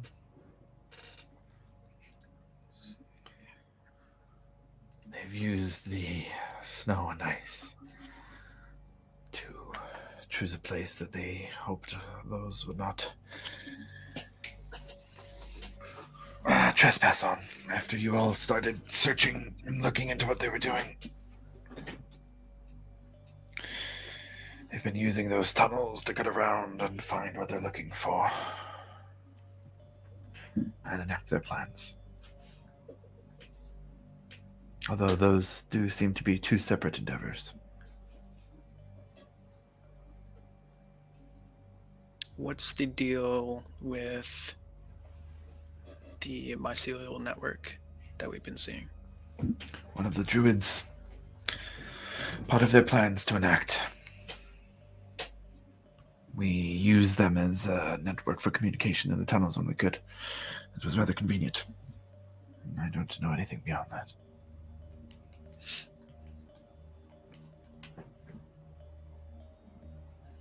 I did overhear something about passing something through it.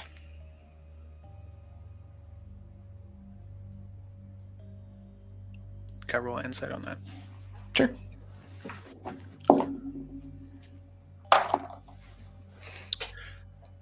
Uh, 14. 14, yeah, she's being pretty straightforward. She doesn't seem to know much beyond that.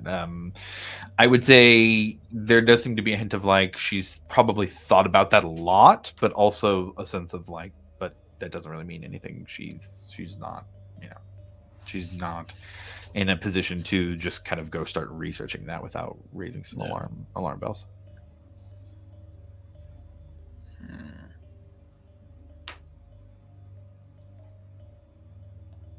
Alivor, do you have anything?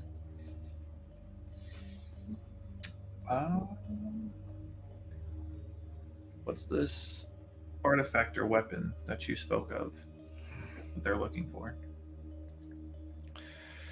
Something powerful, something tied to the scaled tyrant, something meant to help bring it back.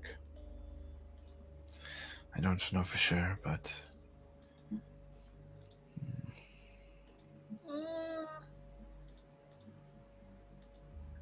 I don't like that answer.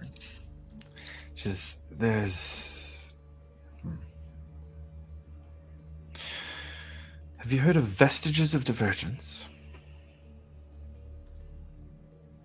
Yes. Did Orbo tell me about those? Oh yeah, you for sure. Okay, yeah, okay. Does Al like? I Hey, know you roll history check. where- I was gonna say, but does Alivor know? Ekamos as well. You can roll a history check. History. Damn it. 4. That one? 8. 4 and 8. Yeah, maybe heard of them, but not. Yeah. Hey, there were these heroes at one point, and they went and collected something called like a version of divergence or Yeah, like something of divergence. Yeah, but that's about it. Yeah. I forget the term, but I think we should refresh my memory. Well, in centuries past, when the gods were a bit more involved in our world, they chose champions and crafted powerful weapons for those champions.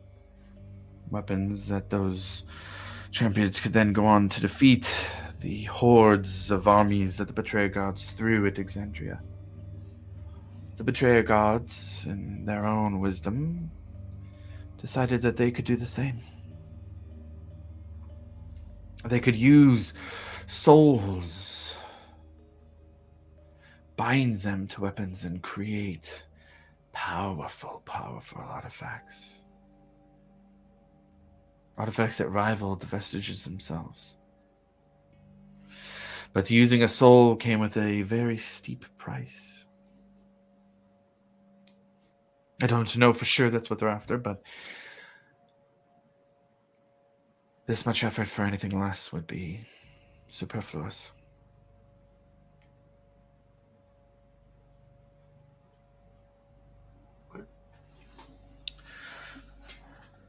So,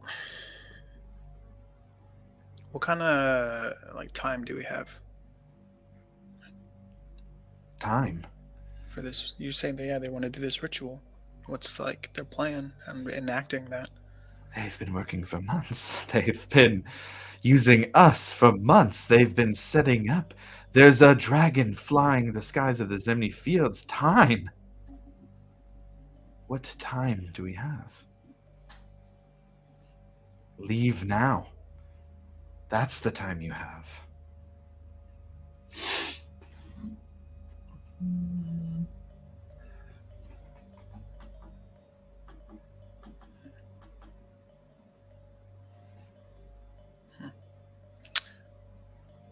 Lumini, did you have anything?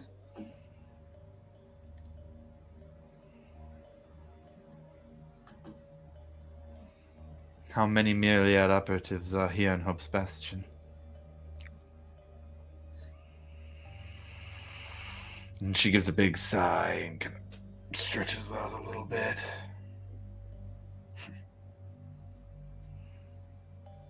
Enough. Yeah, don't like it. I say, Alvor's just gonna calmly walk up, kneel down, and grab the dagger in her side and twist it. Oh! And start to say, look at the numbers here. There's 4. Names. They're all... She gives 4 names. I'll hit you with the names. Okay. Yeah. And then, of course, I just would share that with Lumini so she can. Of course. She actually looks at the 3 of you and says, it kind of gives a look of like, I'm going to handle this now after getting the names. Like, I'm gone. Yeah. Oh, Okay. yeah. And she heads out. You hear the door open and close. Breck and Rufus, you both see Lumini with a very angry look on her face walking out of the room. Milo as well.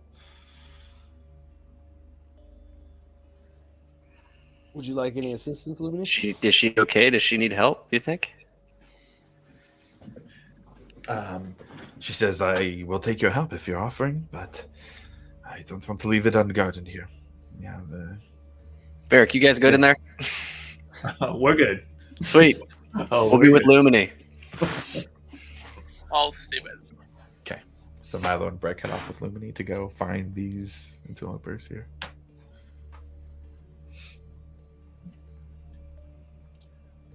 You said if we released you to the Empire, that you would be out fairly quickly. Who's your person on the inside? No. Oh, you mistake my intent. There will be no empire shortly. The crumbling begins with their plans taking effect. I don't need somebody on the inside. The empire will be destroyed, starting right here in the fields.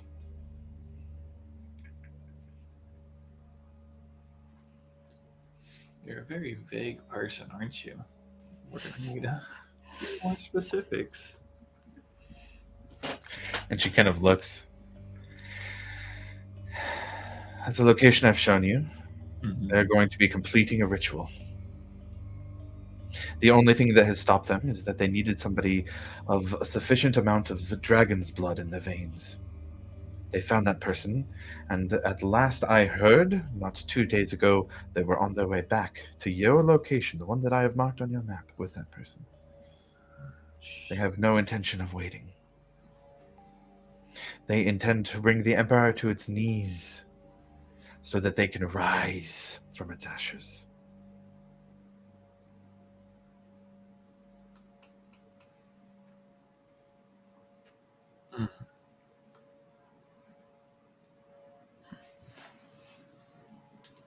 Well, I will put the gag back in her mouth. Okay. Do you need anything else? Are we done here? I think we got enough for now. I can't think of anything else that we need from her. Ekamos?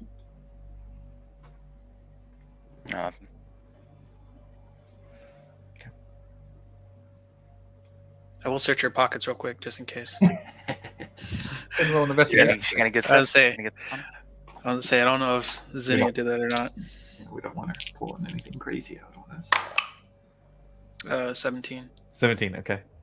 Nothing in terms of like I would say like lock picks or anything like that. She does have a wand of fear in her coat. Ooh. You kind of get the hint that perhaps that's part of why she was or what she used as leader here. A tool in her leadership, causing fear in those beneath her.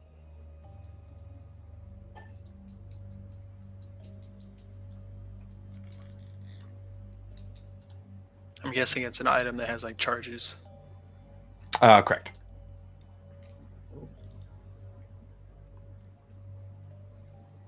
Well, I guess I'll use one of those charges. Interrogation. So the way the wand works, the wand has 7 charges. It has 5 currently.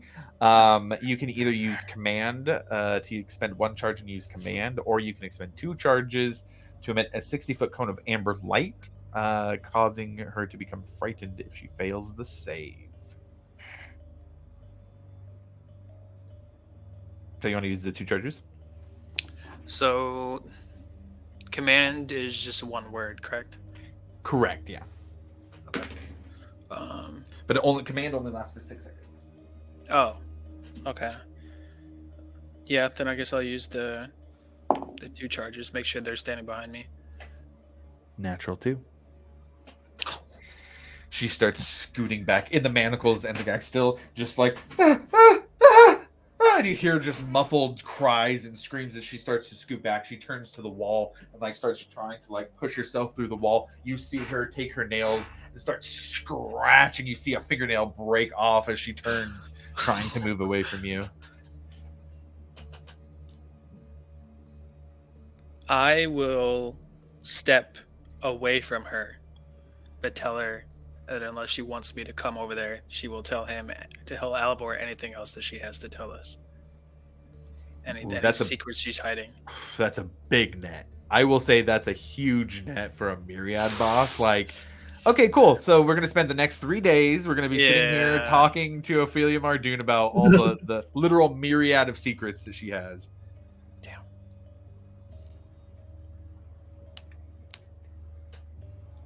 This is the video game going through the conversation options. Yeah. Like, did I get all of them for all the information here? What was your deal with Zinnia Hawkins? Ooh, interesting one. She is still freaking out a bit. But man, I would say she's freaking out enough because this wand is basically like, let's see, or become frightened. Well, they're frightened this way. They must spend its turn trying to move as far away from it as you can. You can't willingly move into a space within 30 feet of you. It can't take reactions. For its actions, it can only take the dash action to try and escape. Has nowhere it can move. The creature can use the dodge action. I guess it does get the save though more. Yeah, someone good. I would say she kind of let's do it this way. She kind of curls up in the corner, and just in a huddled ball, you see her start to sob, which is extremely uncharacteristic, obviously.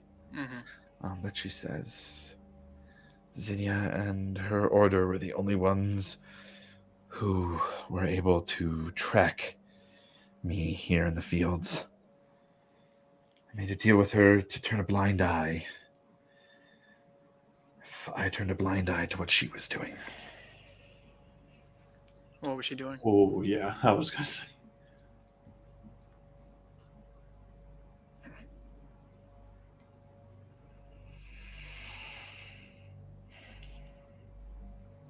Zinnia Hawkins works against the Empire as well.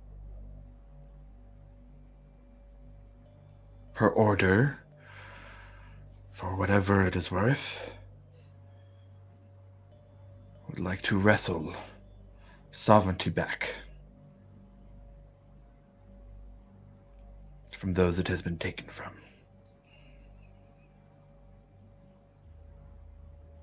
So this is obviously news to the other two, but I'm already aware of this.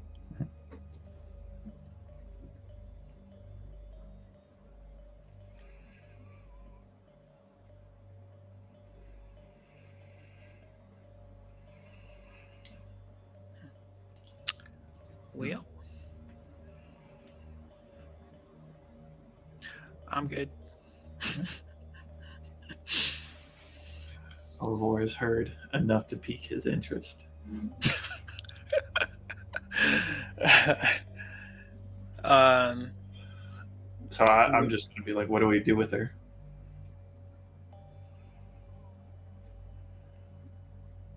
I would just gag her and say we can discuss that elsewhere. Before walking out, I am going to snap the wand. Oh, interesting. Okay. You give it a real good go. Magic items are a little tougher to break than that. Ooh. So you don't want that? No.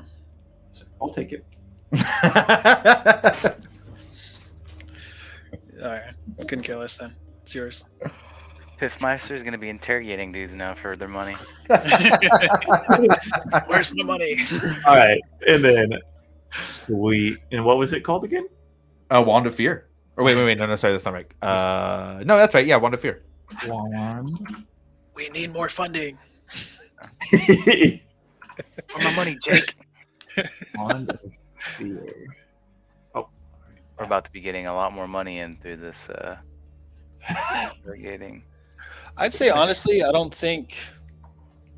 think before using it, I feel like he didn't care to use it, but after kind of seeing the effects, like it's something he would more rather do himself than use Have a some wand do it. item. Yeah.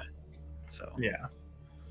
So I still have to. I think it was the moment where he saw someone you would like you said, uncharacteristically, like be sobbing in the corner and be like, Yeah. "That was a bit much."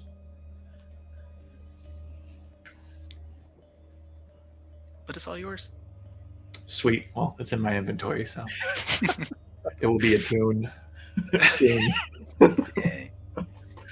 But yeah, I'll gag her and then I'll head out. Milo and Breck, you spend a bit of time. Lumini goes and grabs a couple of Crown's Guard, and within 10 minutes, the people who Ophelia had given the names for are grabbed, brought out. They're manacled as well with regular manacles, and you see them taken into Lumini's tent currently, just for additional, whatever. She's going to talk to him as well. But with that, I will say the six of you are kind of back together after this whole situation. What would you like to do? Time is it? Oh man, still pretty early in the day. I would say Yeah, maybe afternoon. We need to check on those mushrooms. If they're on the edge of the settlement, we can't be having that reach the settlement and then this shady group have that connection with everyone here. Find a way to put a stop on that. Well, first things first, I would inform whoever's here of kind of what went down. Everything happened. Okay. Kind of. I'd also mention the fact that where the other guys are, the spies that just got captured. I assume you both want to talk to them as well at some point. They're small fish. Yeah, I guess they wouldn't I really was know gonna say, I anything don't that know Ophelia how didn't, much. huh? Yeah. She's probably got Lumi's got all of it. that. Yeah, she's got that under control.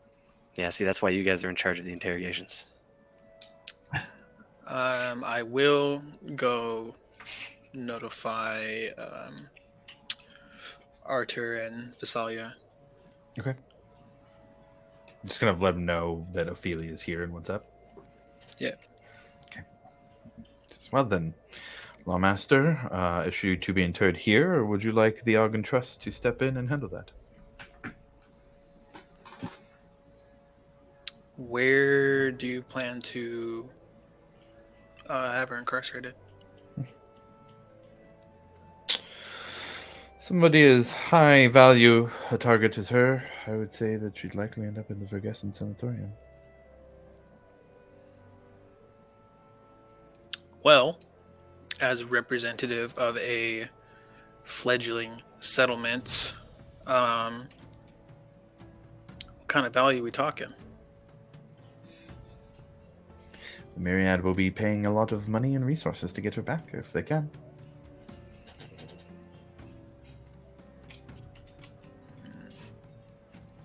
Is there a bounty on her head? I would assume that there are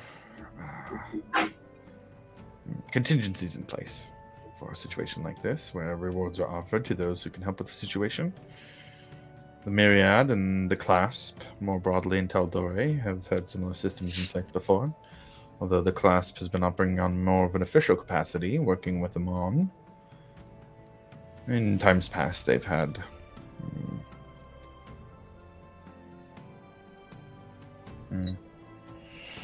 escape hatches, so to speak.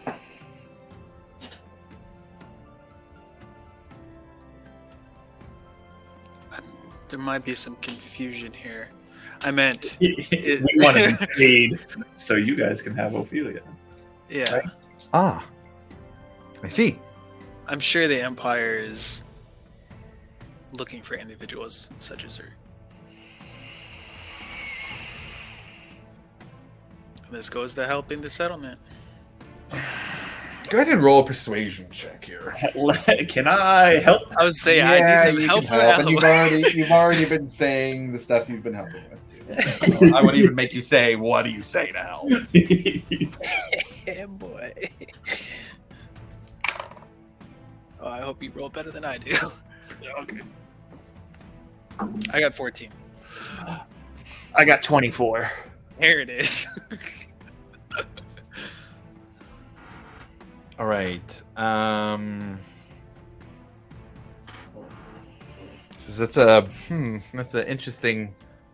It's an interesting proposal there. Maybe it can help us build a jail. Yes. It would definitely help. If I'm being honest, simply handing over cash for a prisoner, when that prisoner is being handed over by a lawmaster and pithmaster, who are officials of the empire, which they are turning it over to, that if Ophelia Mardoon is handed over to the Argon Trust, then the Argon Trust would be willing to sponsor a building of a proper jail that could be kept here in the settlement. And I know you guys already have plans, so we'll say that they will take over the cost of that and free up money for more buildings if you want to do that. I like that. Well, Arthur, let's get that in writing. Yeah. I say now I have an extra 2.5k to throw on something. He says, "I'll have the paperwork drawn up and brought to your quarters." Thank you.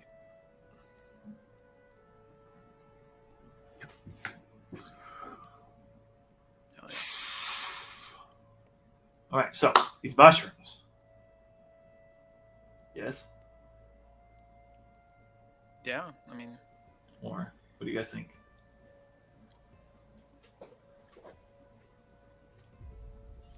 Where would that be from what you just told us? I guess wouldn't that be up just south of Ice Haven? no. He's talking about the mushrooms that are making their way That are- towards the that are settlement. right no, I outside know, but isn't that part of the whole thing that's up there? Then wouldn't that be like the central location of where this is all coming from? Inspiration for Milo on that. Thanks.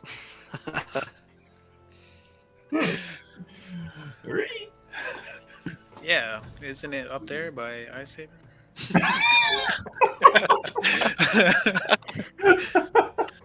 So you got what I'll say here is for some clarifying details.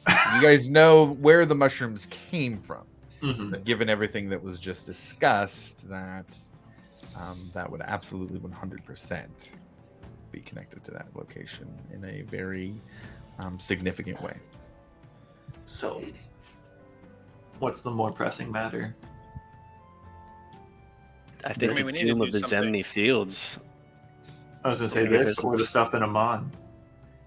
Ah, man, I feel like the wall could take a seat back for like the. It would help, but do we have the time? Talking about the building, the completion of a wall compared to the utter destruction of the entire Zemni Fields. Time would be a factor. I don't have that variable though. God, guys, there's always something. We need. I'm putting my vote in. We need to take care of this Zimni Fields dragon because they have the dragon blood person in there. She said they're on their way back now, so that is happening. That does sound like the top of the list. We don't want to run off to Amman and then come back to the settlement just leveled because we decided not to stop. You know the rumble. Then we don't even need a wall. Yeah, it wouldn't matter. Everybody would be dead. Hit the restart button on Hope's. I cast my vote with Alivor. I say we take care of the mushroom dragon problem. Ekamos, whatever you do, I'll follow. Yeah, I'm leaning more towards the spores. Amon can wait. It'll always be there. Well, yeah, I think that's not even really up for question. No. It's just like, Maybe we can send a very well worded letter to explain it, and they'll just come anyways. This seems like a really big. We need a miracle. This is what they do, right? So, if we were going to go there to explain our case, maybe they could send somebody out. The Cerberus Assembly did say that they would be teleporting you to Iman. I think they can hang out for an extra day or two. I don't know. maybe. I will say there's also no Cerberus Assembly currently here. It was kind of like, hey, we'll hit you up in about a month or so. Yeah. And it's been close to that, so we're in the range of. We're when still that could waiting be on them to come back. Okay. Yeah, exactly. All right, so Well, in that case, then definitely we should. let's go. Let's go. Inform Lumini of where we're going so she can send a guard or something out in case the assembly gets there. Got it. Sorry, anything else? Oh, I was just gonna ask, what I know of Tiamat. Oh, for sure. Absolutely. just I a would check. say you Okay, didn't even cool. have to roll. Absolutely.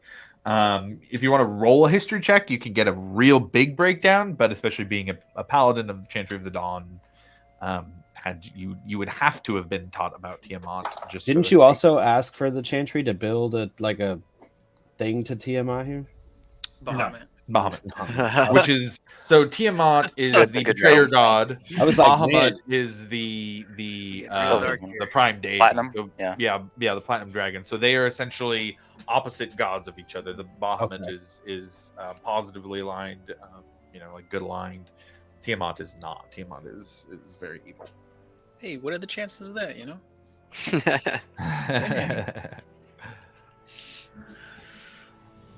It was a shit history roll, by the way. Ah, got it. Then about what I said. I think if we were talking about leaving immediately too, like while we're trying to get ready, I wouldn't mind hitting the shop again in a very expedited sort of fashion. If anybody else wanted to, yeah. What We are you don't trying to have get? to- more papers and the rest of those fine. spells. The rest of this. Oh, that's right. Yeah, for sure. Yeah. Just got 100 platinum to be spending, huh? Not anymore. You're not about to spend 100 platinum on fucking paper, man. If I wanted to get them all, man, it would be like 800 just for the spells. Not even the paper. Oh, Yeah. Jesus. Fucking wizards, man. So expensive. It's never going to be enough, man. It's just a nonstop. I just see him like with the book and all these papers just flying out everywhere. Running towards the cart. Mhm. Wait Wait, up, guys. Go. I guess while waiting to leave, Rufus would probably just be meditating there, trying to focus and drown out everything pretty much that he just heard that was going on inside. Yeah, that room. right. Just trying to get in the game a little bit. Yeah. Very nice. Very nice. You say. Okay. Yeah. While we're waiting on everyone, Alvor is going to recoat his Myriad Poison Dagger with some serpent venom that he has. Okay. So, and delete. And 2 charges. Okay. So after everybody preps, was there anything else to do before heading out?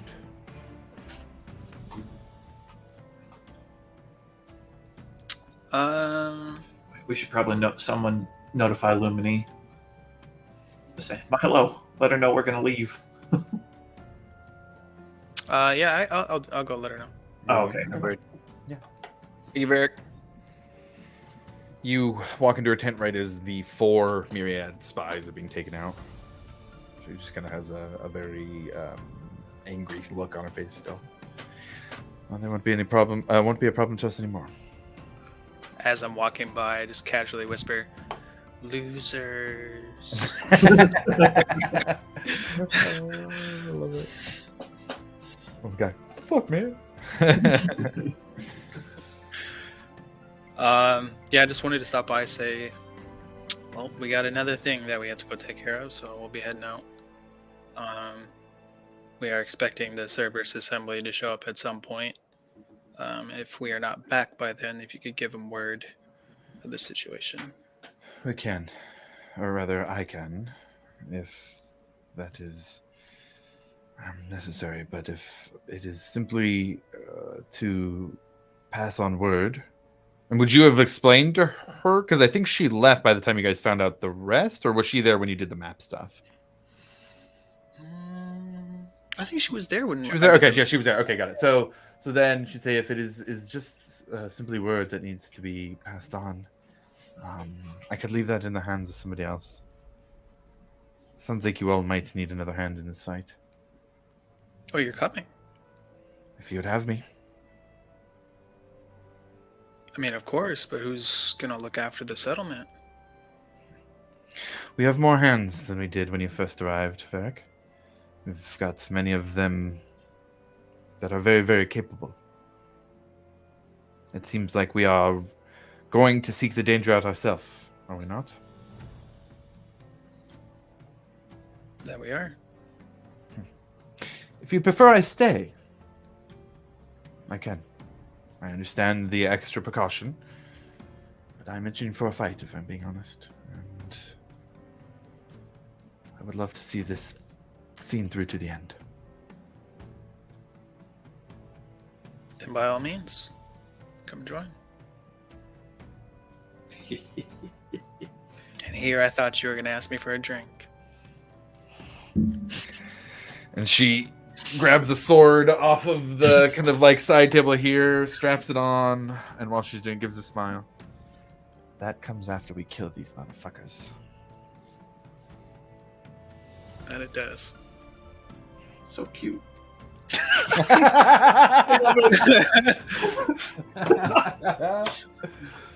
All right. Is it safe to assume Breck's gathering the cart? Yes. Getting the horse ready and everything. The best driver in all of the world. Go ahead and roll me that animal handling check here. Or survival, if you like. I think we determined you could do survival too. Is that, if I remember correctly? Hell yeah, dude! I'm down for that. I guess not, but now it's a thing. So.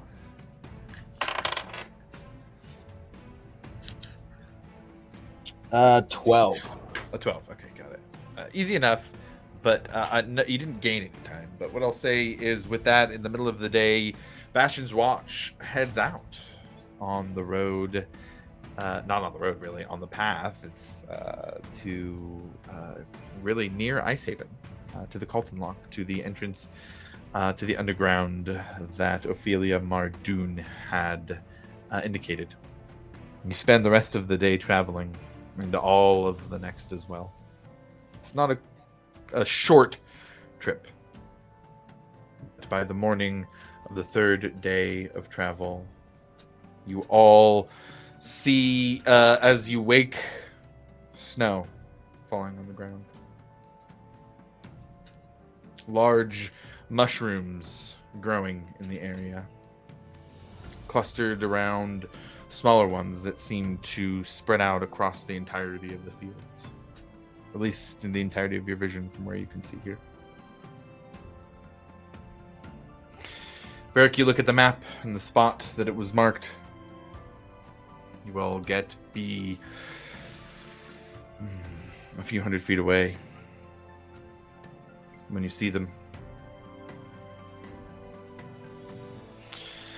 7 figures standing out in the fields.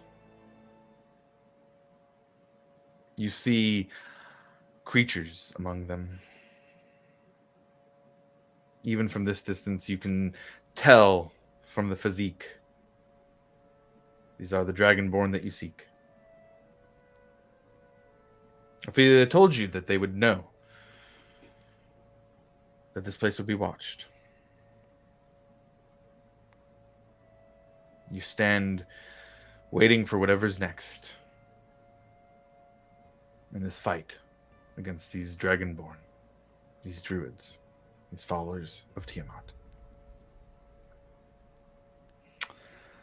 I'd show you the map, but I think we're going to have to save it for next session.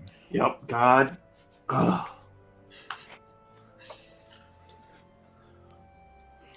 All right. Well, with that, thank you for everybody watching and checking out the VOD afterwards.